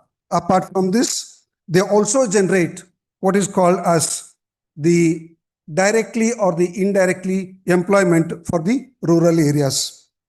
And if you look into where exactly the plantation takes place, the area of the growth, most of the times if you consider the growing area of the plantation is either ecological frizzle area and climate sensitive. And because of this, most of the times this growing area is either coastal or Western Ghats or Eastern Ghats or the high rainfall areas, or you can consider some of the islands and many more. So as the plantation areas are restricted to these zones, and as you know that these zones, they are highly vulnerable to several challenges or the issues. What are those challenges and issues? There could be a climate change, there could be a erratic rainfall, there could be a prolonged droughts, or it could be a temperature extremities, or it could be a sea level rise or frequent extreme weather conditions. And all these results to what? That is more important. Because of the growing area and because of the high vulnerability to all these aspects, I consider that all these will result into several threats to the plant crops, such as there could be a productivity threat, there could be a stability threat, there could be a sustainability threat. And this sector also faces the several challenges, such as apart from all these threats, it also faces some of the other challenges or the issues such as rising incidence of the pests as well as the diseases. More importantly, as all of us are aware and witness on day-to-day life, that the volatile market price. So because of that, the farmers will be directly affected on their sustainability. And along with this, and in the 21st century, the farmers are also facing the labor problems, and especially the skilled labors, the availability of the skilled labors as well as the cost of the skilled labors is also a concern that need to be addressed. If you look into all these aspects, then what is the urgent need that the plant corporation or the people who are working in this area need to look into it? In my opinion, I strongly believe that there has to be a paradigm shift that need to take place in the area of research, in the area of extension, as well as in the area of farm management approaches.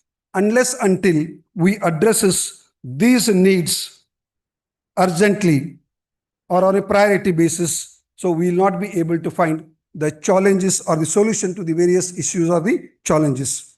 So therefore, in this context, or in view of all these things, what is the solution? As I said, the solution for this, there could be several solutions. As I said, I being an odd man here and being a technologist, see for me what it looks is, it is the integration of the cutting edge technology. Until unless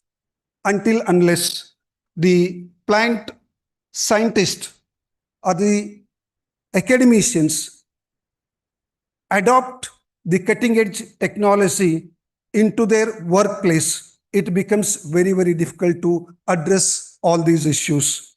What could be the cutting edge technologies that might help you? I'm sure that most of you, or maybe few of you, might be already started in order to adopt this, such as it could be artificial intelligence, bringing artificial intelligence to your area, or it could be Internet of Things, or it could be information communication technology, or it could be remote sensing, or it could be using the drones, or it could be using the data analytics. Today, as across the nation, and especially our Prime Minister also keeps stressing on, we are no longer can think of doing the research specific to only my area. What is expected from all of us is that we need to be multidisciplinary in approach, or multidisciplinary in nature, or interdisciplinary in nature. I cannot work as a plant scientist in isolation, neither I cannot work as a computer scientist in isolation. There has to be a collaboration amongst us. Then only we'll be able to make a impact to the society or to the community. So therefore, I strongly believe that we need to come together in order to find a solution and give a better solution to the community, especially to the farming community. So say, for example, if you look into the AI, so using AI, you can think of giving a solution to the pest and the disease surveillance, or if it is a IoT, it could be sensor-driven irrigation system as well as nutrition management. If you are thinking about ICT as a solution to the farmers or the scientists, it could be digital-driven advisory platforms wherein you'll be able to give the solution to the farmers on their mobiles. Through that, they'll be able to monitor and then find a solution. And now, most of us, or the world today, is a data intensive or a data driven. In the years to come, all of us need to depend on the data driven research only, because this data driven research that only can help us to take decision using AI and artificial intelligence and machine learning. So therefore, the crucial and the valid and the pure data is very, very important. So therefore, data analytics plays a very vital role in order to provide decision support system, or it could be knowledge discovery. So therefore, these are the techniques which can, to some extent or to the larger extent, can help to reduce the production risks, or it can reduce the lower input costs, whatever the farmers which are spending most of the times on most of the cost on the inputs, or it can strengthen the resilience to the climate as well as the market conditioned products. Therefore, friends, today, if you look into that, today, where are we standing at? We are at the, I say that we are at the crossroads, or we are at the threshold of a significant transition period. What is that transition period? If you look into the legacy of the CPCRI, which has got 110 years of its legacy, and when they started their institute here, the kind of the work they were doing it, the kind of the solutions they used to give to the farmers, it was not based on the technology, rather it was based on the observations. The scientists used to observe, and then based upon their observation, they used to do certain investigations, and then based on those investigations or whatever the result they used to get, from that they used to give the solution to the end users or the community. But today we are at the 21st century, so therefore we cannot no longer keep on thinking the same legacy kind of solution. So therefore we are in the era of computation, so therefore which is a data driven. So therefore what we need to do is we need to make use of the data driven domain, which gives excellent solution, such as it could be big data analytics, or it could be information retrieval, or it could be data mining or the webbing, or it could be using the neural networks and the image processing. It could be decision support system or knowledge discovery, artificial intelligence, AI and ML. So therefore, if you look into all these things, or if you are prepared to integrate these technologies or these data-driven applications into your area in order to make it multidisciplinary, there are several, what we can say is impactful application you can find. Some of the applications, whatever I have gone through it, I would like to share. Through these technologies, you can think of inculcating into your laboratory and giving the solution to the farmers. One could be very important, which can give the solution to the farmers, could be a predictive modeling. Okay. As I said earlier, our solutions used to be observation. If it is through the observation, so in that case, our approach used to be reactive in nature. In the sense, I used to wait till something happens. Based upon happening, I need to do certain research, why it has happened, what could be the solution to that. Now, because of the technology, and if you have the huge data at ICAR or CPCRI or on the web, based upon those data, can you develop a model which will be able to help you in order to predict before happening, so that you don't have to wait till the things becomes worse and try to find a solution. So that's what we call is a predictive model. And I believe that we always say that prevention is better than cure. And similarly, if you develop the predictive models for the various applications, so definitely that can give a greater solution. So one of the areas where you can think of using all these technology, it could be through your pest and disease management, using the whatever the various quality data, because what happens is ultimately the predictive model success depends upon the quality of the data.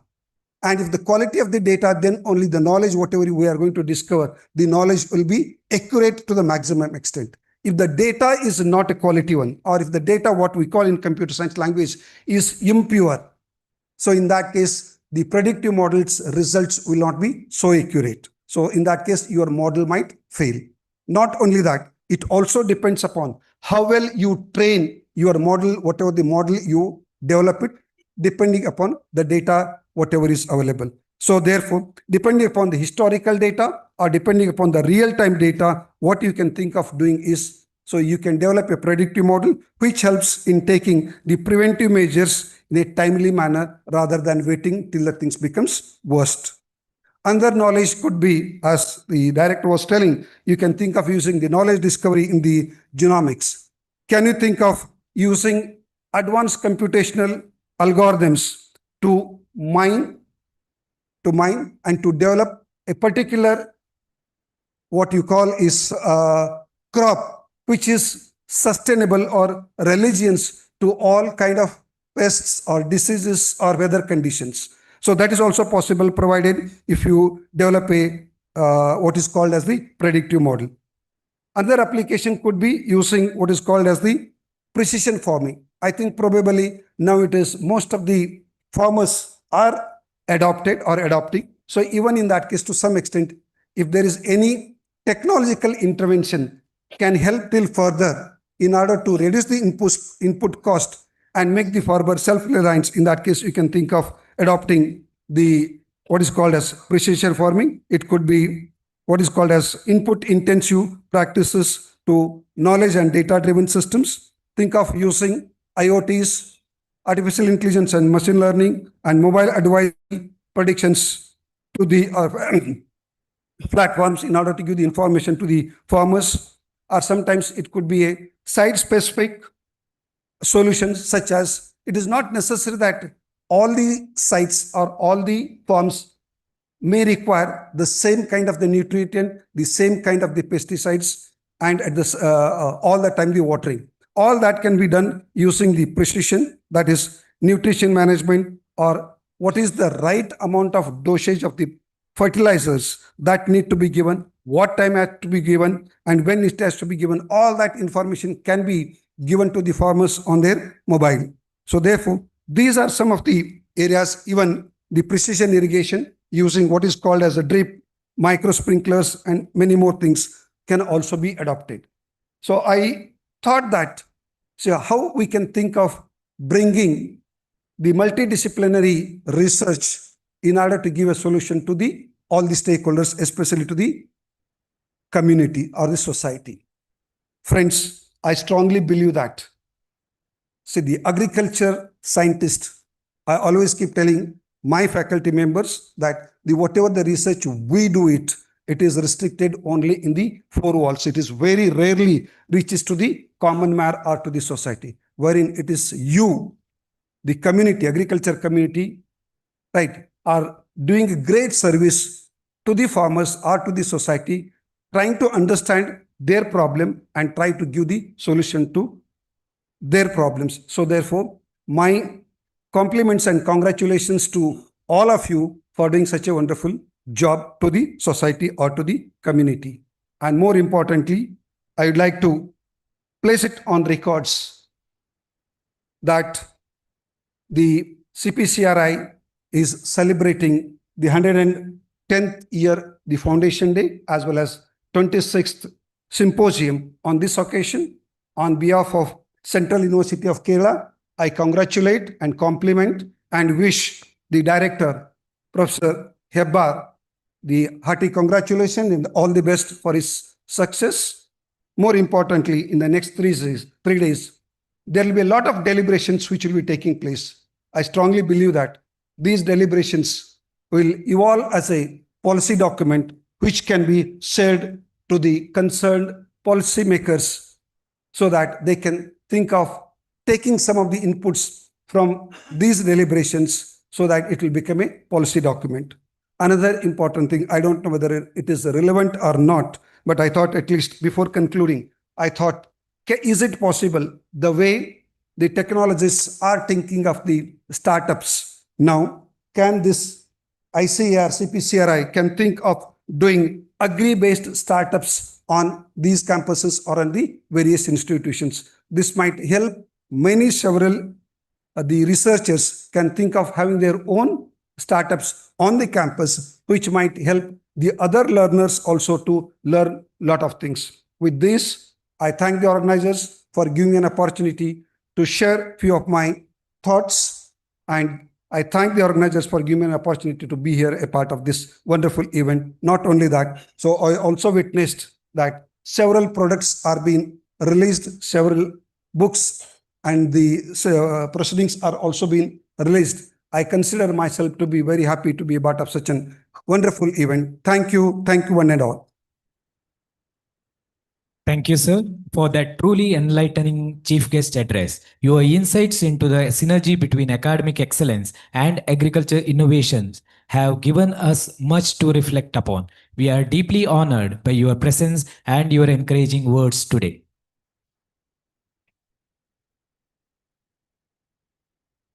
Ladies and gentlemen, we are joined by Dr. Debabrata Ray, Director of Rubber Research Institute of India. I request our director to kindly welcome the Director of Rubber Research Institute of India.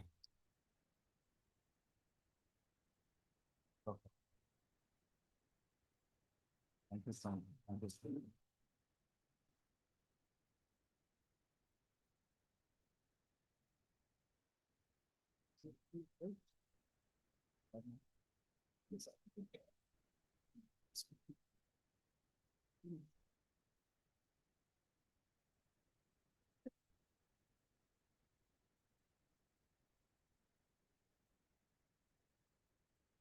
For the past few years, ICAR-CPCRI has been organizing the Dr. K.V. Ahmad Bhavappa Memorial Lecture as a fitting tribute to the visionary founder director of our institute. Today, we are profoundly privileged to have with us a personality who embodies that same spirit of excellence, Dr. Keshavan Nambudiri. A native of Pathanamthitta, Kerala, Dr. Nambudiri retired as director of ICAR-CPCRI after a distinguished career spanning 36 years of dedicated service. His academic lineage is equally illustrious. He was guided during his PhD by the father of Green Revolution, the eminent agriculture scientist, Dr. M.S. Swaminathan. Following his tenure, he continued his mission by serving as the director of M.S. Swaminathan Research Foundation for nearly a decade. Sir, your presence here today brings a legacy full circle. We are truly fortunate to have you with us. May I now most respectfully invite Dr. K.U.K. Nambudiri to deliver Dr. K.V. Ahmad Bhavappa Memorial Lecture.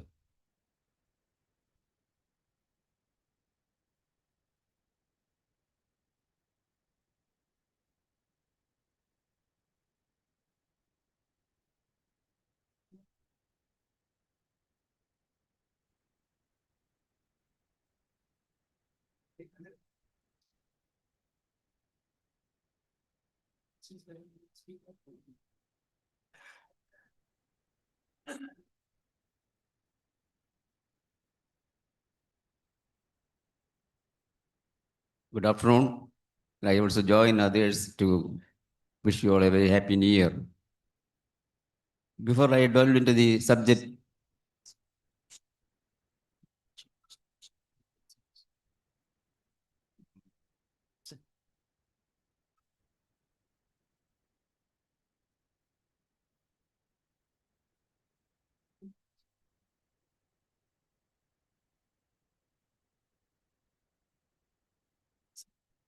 As our chief guest will be leaving the hall right now, I request our director to present a memento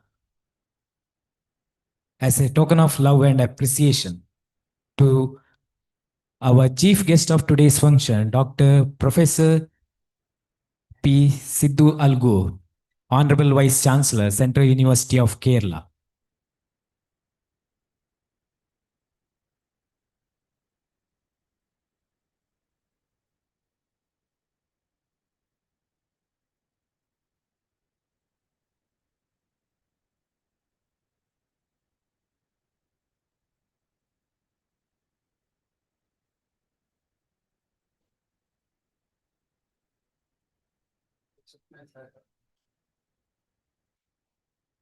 Thank you, sir.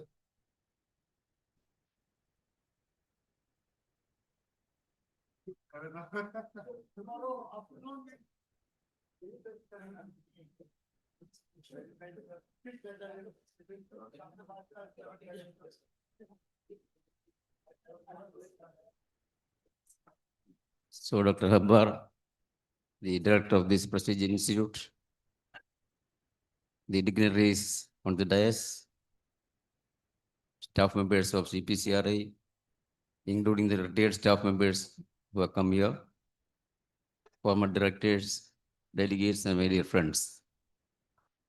Before I dwell on the subject as such, permit me to take a few minutes to impress upon you my personal relation with Dr. Ahmad Bhavappa, whom we are remembering very rightly, and I congratulate CPCRA for conducting these events every year in his memory. Many of you may not know that myself and Dr. Wap are classmates. Perhaps that is the only disqualification he has. And not in the smaller classes, but for the MSc at Agriculture College, Coimbatore. We were all freshers from college, but he was quite senior, occupying the post of assistant botanist in the Reckonat Research Station, Vittal, which Dr. Rajesh is now heading. So he used to advise us very frequently that we should behave ourselves and keep the good name of Keralites. But he goes on saying that, but it is all in vain, including the leader, my friend, Dr. M.K. Nair, who was my senior. We all used to have our own way of going around. He had two very interesting habits. One is to have a small book where he writes all the important things he has to do on that particular day. So I find it very useful. I also started using I still have the small book where I write the items which I do. Especially it becomes very useful when you are getting older and older, when you start calling your wife, darling, sweetie, honey, and all that, because we cannot remember her name anymore. So then when I got the appointment order after selection as a senior scientist at CPCRI Kasaragod, I was very reluctant to join because in that part of Kerala state, Kasaragod is a place for punishment transfer. So it's not a good thing for me. But immediately I contacted Dr. Wapa. He said you should immediately join without losing a minute because usually the scientists take 10 to 12 years as scientists before they can get the senior scientist post. So I have saved so much years, so I should join. That is how I started my 36 years career at CPCRI. Even when he took our charge, he helped me at various stages, whether it is for the PhD in IRA, or my deputation to Nigeria, or keeping one post vacant for 7 months so that I can join after my PhD YOC. And that was the first case where a student is allowed to go before submitting the thesis, PhD thesis. So he was constant inspiration for me. The only problem is his short temper. I don't know how many times he has thrown me out of the institute.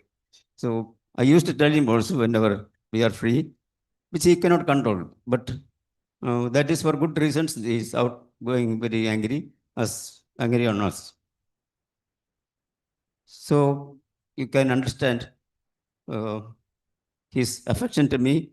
He came all the way to Mellapalli in Pathanamthitta district for my marriage, to participate in the marriage with some of our friends. And I recollect all those good days when I used to visit him in Vittal almost every month and enjoy their hospitality. So from this, you would have understood how elated and happy I am to give this particular lecture on my friend, well-wisher and guide, Dr. Ahmad Bawapa. And I hope that you will all stay with me for another 30 minutes.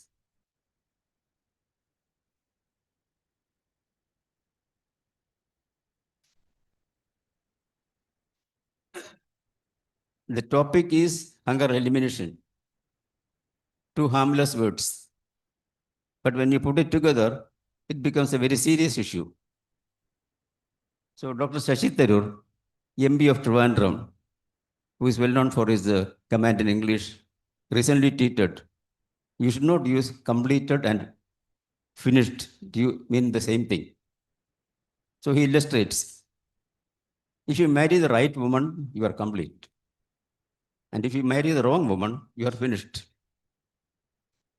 And if the right woman catches you with the wrong woman, you are completely finished. That is what he said. The dictionary definition of hunger includes only the scarcity of food, mainly because you cannot afford it. But FAO, recently they elaborated on that, made the definition a little more broad by including nutrition, including the hidden hunger, which refers to the micronutrient deficiency. So naturally, the assessment and the percentage of hunger went up because we have to include all these factors when we talk of hunger.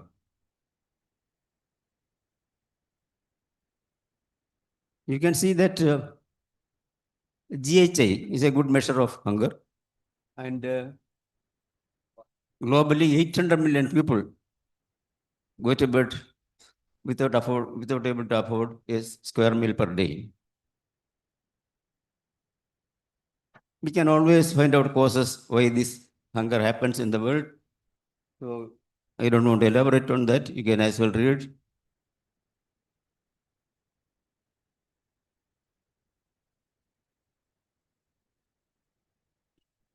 Stunting, wasting, and child mortality are taken as good indicators of hunger. Here you can see 35%, 25.5% are stunned. That means they do not have enough height compared to their height, weight. But it doesn't include hereditary dwarfism like men. Then wasting, it is the other way around. You do not have enough weight compared to the height. But more importantly, the gratifying fact that the child mortality is very much low, going only around 3%. This is because the mothers now prefer to go to the hospital for deliveries. They are more knowledgeable, and that is how it has come down. There are a large number of schemes which are operating in India and in the world to address this system.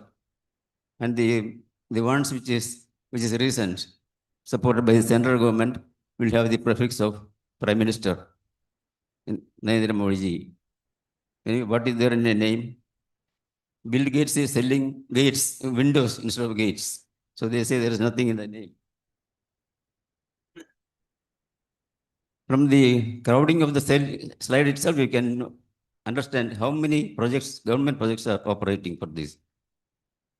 In our earlier years, we never had these projection facilities.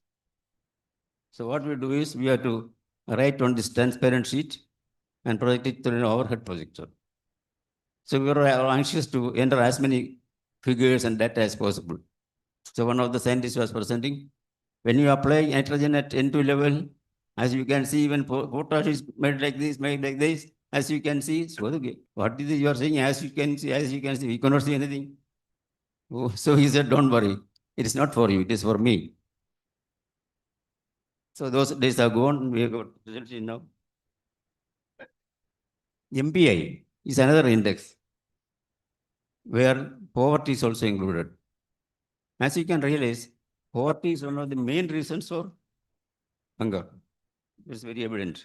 So the poverty is also measured along with the hunger index. That is MPI.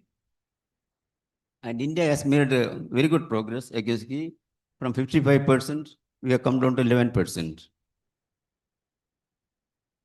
And still, 700 million people are included as extreme poverty.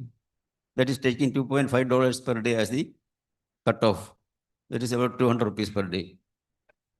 In India, we take 13,000 rupees in villages and 15,000 rupees in cities as the level of poverty.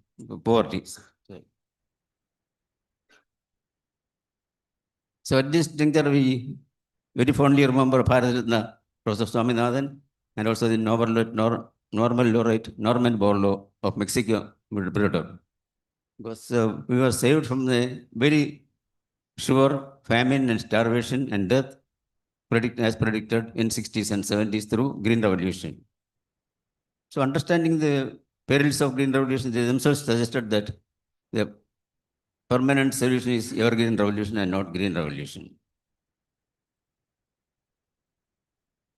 Because this slide doesn't have much to do with our talk, but I just wanted to waken it up saying that if you are earning 50,000 rupees I know many of you are earning much more per month. You are among the 10% lucky people because other 90% have only lesser income. So don't be worried if you have only Innova and the other man has only BMW. This 2000 should be 2015, sorry. No, 15. So in 2015, you are responsible.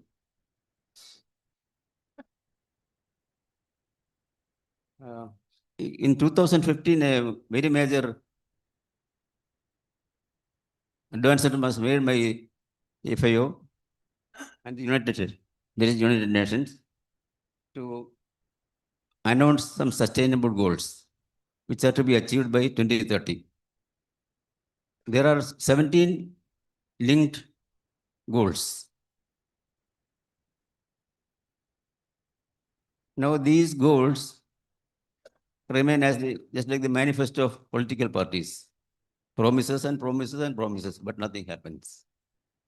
One party wrote, our aim for the next 5 years is to cut all the poor people into half.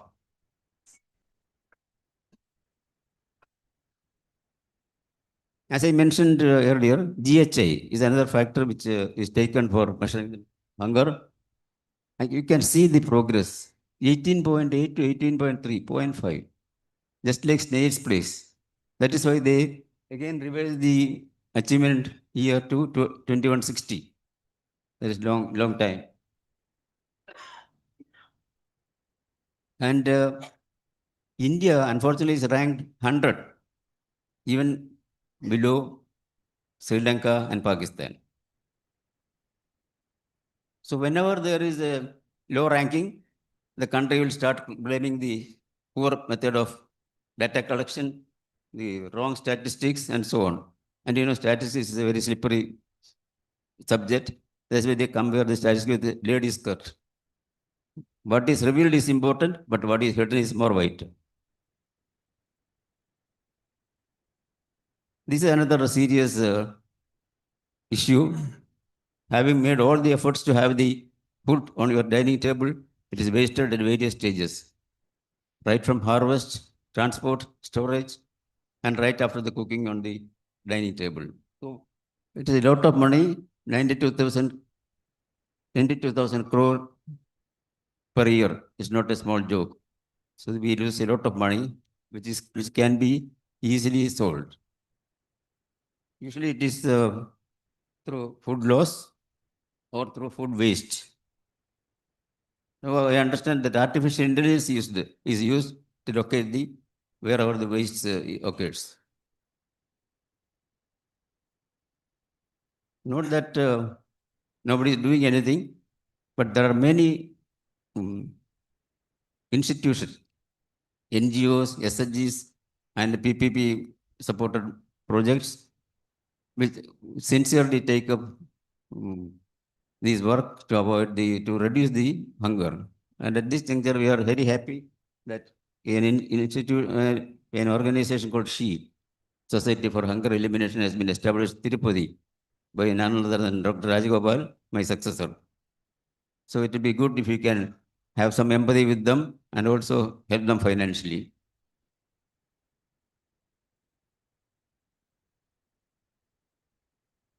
The Food Tank newsletter, which is published from New York, 2-3 days back, they sent me information saying that there are 120 organizations in USA, which are looking after the hunger reduction. And India, it must be much more than that, maybe 10 times.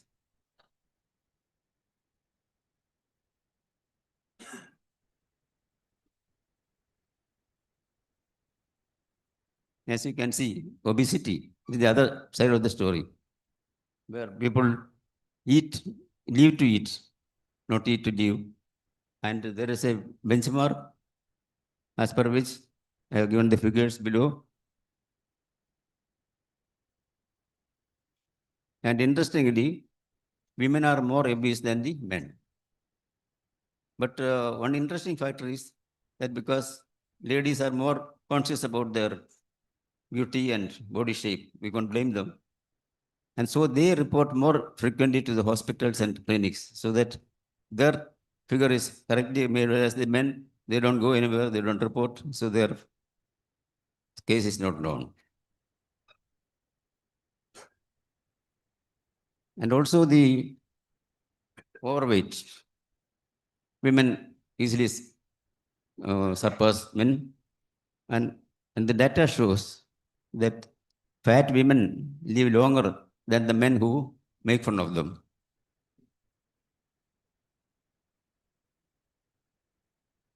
One of the problems is that all our diet is mainly wheat and rice, which is not the best way, and it is advised that we should move away from the rice and wheat eating habits. And millets are the best bet. Right? There are about 6 or 7 millets which are very popular and very useful. And 2023, we celebrated the International Year of Millets to propagate the millet usage. And one of the problems with this is the roughness of the material and the taste. It is so difficult to feed the children with this material. So Central Food Technological Institute is doing a lot of research to make palatable millet products. Sorry, slide is again a little crowded, but believe me, this is just to show in many of the factors, nutrition factors, millet does far better than wheat and rice. That's why Dr. Swaminathan and others very strongly felt that it should be included in the PDS. After a lot of advances and then reports and influences, they included millet in PDS, and I understand that pulses also is included now in the PDS system, public distribution system. There are some interesting reports that you better eat butterfly chicken than butterfly fries rather than chicken fries. Because the butterfly chicken contains 3.5 times more protein than the normal chicken fry. And there is also an international symposium which is trying to convert the bad gas, carbon dioxide, into food. All these things are in the pipeline. Hope it will come sometime. So if these are the problems identified, how do we go about in future? There are a large number of suggestions given. Now the question is, who will build the catch and where are the resources? Where is the finance? But it's good to know that these are the things we have not done and we are not able to. It is just like our recommendations. You should do this, but then we are not able to do for one reason or the other. So the main thrust is on using natural materials, reduce the cost of inputs, and increase the area by various means like reducing the duration of the crop, which will facilitate rotation with the cereals.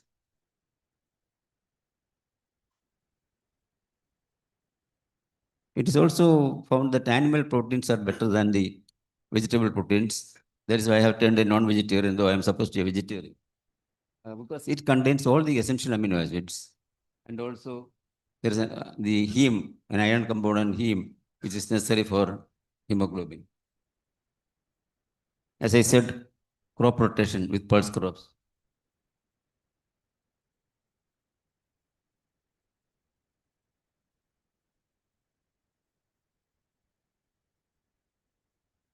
I think you are able to read this, no need for me to. Now the biofortification is well known right from the early days thought. But now the emphasis is on plant-based bionutrients, that is plants which contain a lot of vitamins and amino acids. So it is recommended that it is better to use them rather than going for the artificial enrichment. Some of them are unsurmountable challenges. So at least we people in the whole are now very seriously understanding the seriousness of the problem and how to overcome these problems by concerted efforts. So I would like to conclude, because otherwise Dr. Habar will throw me out if I exceed about 30 minutes and lunch is ready. So we are optimistic, even with this all these constraints. Even in this institute, we have a lot of problems here and there, but we are always overcome that. That way, let us hope that it will be possible to overcome, and we can achieve hunger, if not hunger elimination, at least hunger reduction by 2160. When I may not be there. So we leave this hall with a very positive approach, like the man who was complaining to God. Oh God, you have given me such a wretched family. My wife is not looking after my family, but she is interested in ladies' club and social activities. My son is not going to the college. He is chasing the skirts all the time, and better not to talk of my daughter and so on. So then the God said, "Wait, my dear friend, wait.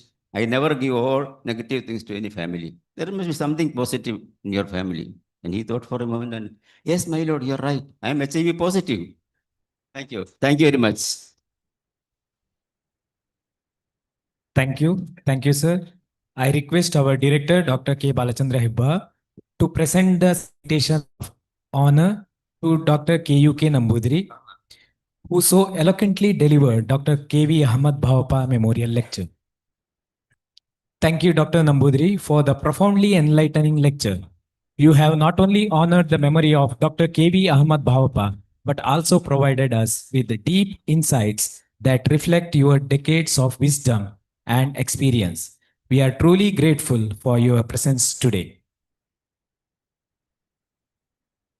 I now have the honor of inviting Dr. K. Balachandra Hebba, President of Indian Society for Plantation Crops, to deliver the presidential address. I will not take more than 2 minutes because already I think we are running late. So I was just wondering how Dr. Nambudiri would control the crowd. I think when he started his talk, it was almost 12:30, and continuously we have been sitting here for the last 2 hours maybe. And you may not believe the kind of humor and passion he has for the science, through which the way with which he could control the crowd. Really, it is a great tribute to Dr. Bhavapa, sir. I think not even a single person I could see that they got up and went outside, even at this hour. So wonderful, sir. And our chief guest also spoke very nicely. In fact, he made some remarkable statements. One is, I think, innovation is very, very important. Innovation, I think, what is that traditional innovation? It may not be sufficient enough. We have to, I think, have this cutting edge technologies. And if you are working in isolation, I think it would be difficult to come out with the innovation. That multidisciplinary or interdisciplinary approach is very, very important. And we have to make use of the knowledge from across the divisions. So that is very, very important. I think we have to keep it in mind and we have to adopt. And the third thing is, I must compliment each and every standing member. I think as they spoke, in fact, this task of organizing this Placrosip was given to the Tokla Institute at Assam. Last minute, they said that Babuji is sitting here. So they expressed their inability due to certain reasons. But then we had to take up. But I was not very confident. But when we conducted one online meeting, the way with which each one responded, you may not believe. I think the kind of trust and the collaborative approach this Placrosim has, it is really wonderful. And whenever I talk to each and everyone, the way with which they were responding, I didn't believe that they would be so forthcoming. So I think in one of the standing committees, we increased that contribution of each institute to 1 lakh from the 50,000. But then there was a financial cut in ICR last minute. I was thinking that most of this institute might not pay. But in fact, we had not asked anyone. I think each one has come forward. They paid. Not only that, we just wrote one letter saying that if possible, kindly send some compliments. I'm very thankful, sir. I think each one of you have given the compliments and the bag is full. So I'm really thankful. The kind of your trust and I think that joint effort in organizing all these things. I think really it gave me the confidence. I think we can go ahead with this program. So once again, I think we are highly grateful. I think a lot of delegates have come, almost I think 200 registration from different places. I think it really gives us, I think this plantation crop has got a bright future. I think let us sit 3 days together and work out, as I think everybody was mentioning, we need to have a strong network amongst these plantation crops. And C2 is that because as told by the chief guest also, though it occupies just less than 5% of the area, 10% of the GDP, 14% of the export, it is contributing a lot. I think, so I think if we all work together, it has got a bright future. I think that we must exploit and to see to it that. And I must also say that over the years, the kind of attention given by the North, especially Delhi, towards this plantation crop, it is on the increase. So I think there is a huge hope and potential, and we have to explore that one. I'm sure that there is a bright future. Wish you all the very best. Thank you. Thank you, sir. As we draw this session to a close, we would like to express our deep appreciations to our distinguished guests for their presence and invaluable contributions. May I request Dr. K. Balachandra Hebbar, Director ICAR-CPCRI, to kindly present the official mementos as token of our love and gratitude to our dignitaries. First, to Dr. P. Rathinam, guest of honor of today's session.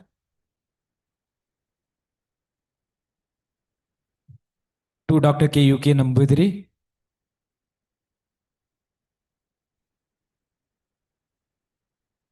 To Dr. K. Suresh, Director of ICAR Indian Institute of Oil Palm Research. To Dr. J. Dinakara Adiga, Director ICAR DCR Puttur. To Dr. R. Victor J. Ilango, Director of United Planters Association of Southern India. To Dr. A.B. Remastri, Director Spices Board.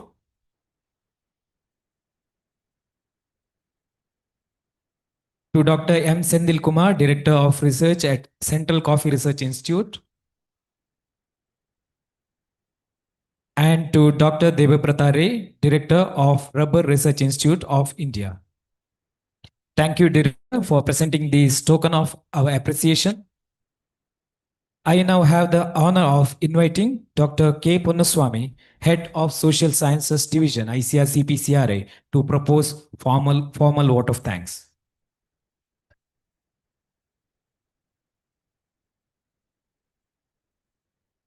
Good afternoon to all of you. In this great occasion, I formally express my vote of thanks to everyone. First, I would like to express my vote of thanks to Dr. Professor Sidhu P. Alagar, who has come over here and expressed reason for how we can integrate the data-driven intervention into our farming system research. I also take the opportunity to thank Dr. K.U.K. Nambudiri, former Director ICAR-CPCRI, for delivering the Dr. K.V. Ahmad Bawappa Memorial Lecture, in which he made a lot of presentation about the data, but also shared his personal experiences, which really delighted the participants. I take this opportunity to thank Dr. P. Rathinam, President, Sopoprod, and he also just made it a point to highlight one song which we forgot. என்ன வளம் இல்லை இந்த திருநாட்டில் ஏன் கையை ஏந்த வேண்டும் வளநாட்டில். This is the song from விவசாயி, a farmer in Tamil, and in which our former Chief Minister M.G. Ramachandran, MGR, Marudur Gopalamenan Ramachandran has acted and is one of the very famous film in Tamil. Thank you, sir, for highlighting this very important aspect which we always highlight. I also take this opportunity to thank our Honorable Director, who is involved from A to Z on all activities, micro planning, involvement in every aspect, so that he made this function a very successful event. I thank this opportunity to thank various directors, including Dr. K. Suresh, Director IAOPR, Dr. J. Dinakar Adigar, DCR Puttur, Dr. R. Victor Ilango, Director Upasi, Dr. A.B. Ramasri, Director, Indian Institute of Cardamom Research, then Dr. M. Senthil Kumar, Director of Research, CCRI, and also thank Dr. Debrata Rai, Director, Rubber Research Institute, who joined just recently.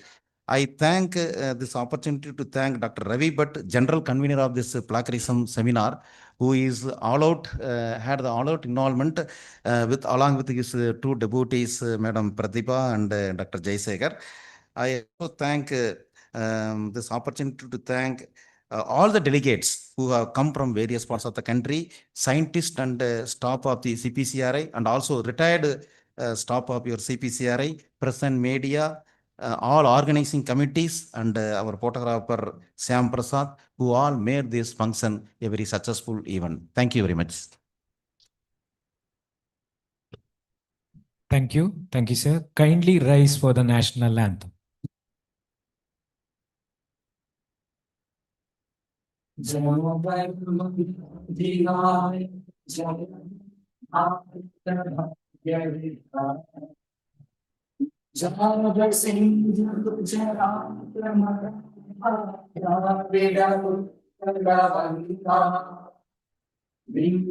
Himachal Yamuna Ganga उच्चल जलधि तरंगा तव शुभ नामे जागे तव शुभ आशीष मांगे गाहे तव जय गाथा जन गण मंगल दायक जय हे भारत भाग्य विधाता जय हे जय हे जय हे जय जय जय जय हे. Ladies and gentlemen, it has been a morning of honoring our rich legacy and looking forward to a future of innovation. To capture this historic gathering, we request all delegates, dignitaries, and awardees to kindly assemble at the Institute selfie point for a group photograph. Immediately following the photo session, please join us for the lunch.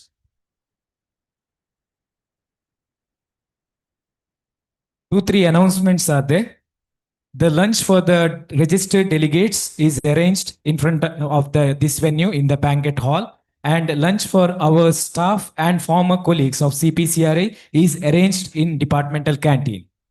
All delegates are requested to reassemble in this hall at 2 p.m. sharp.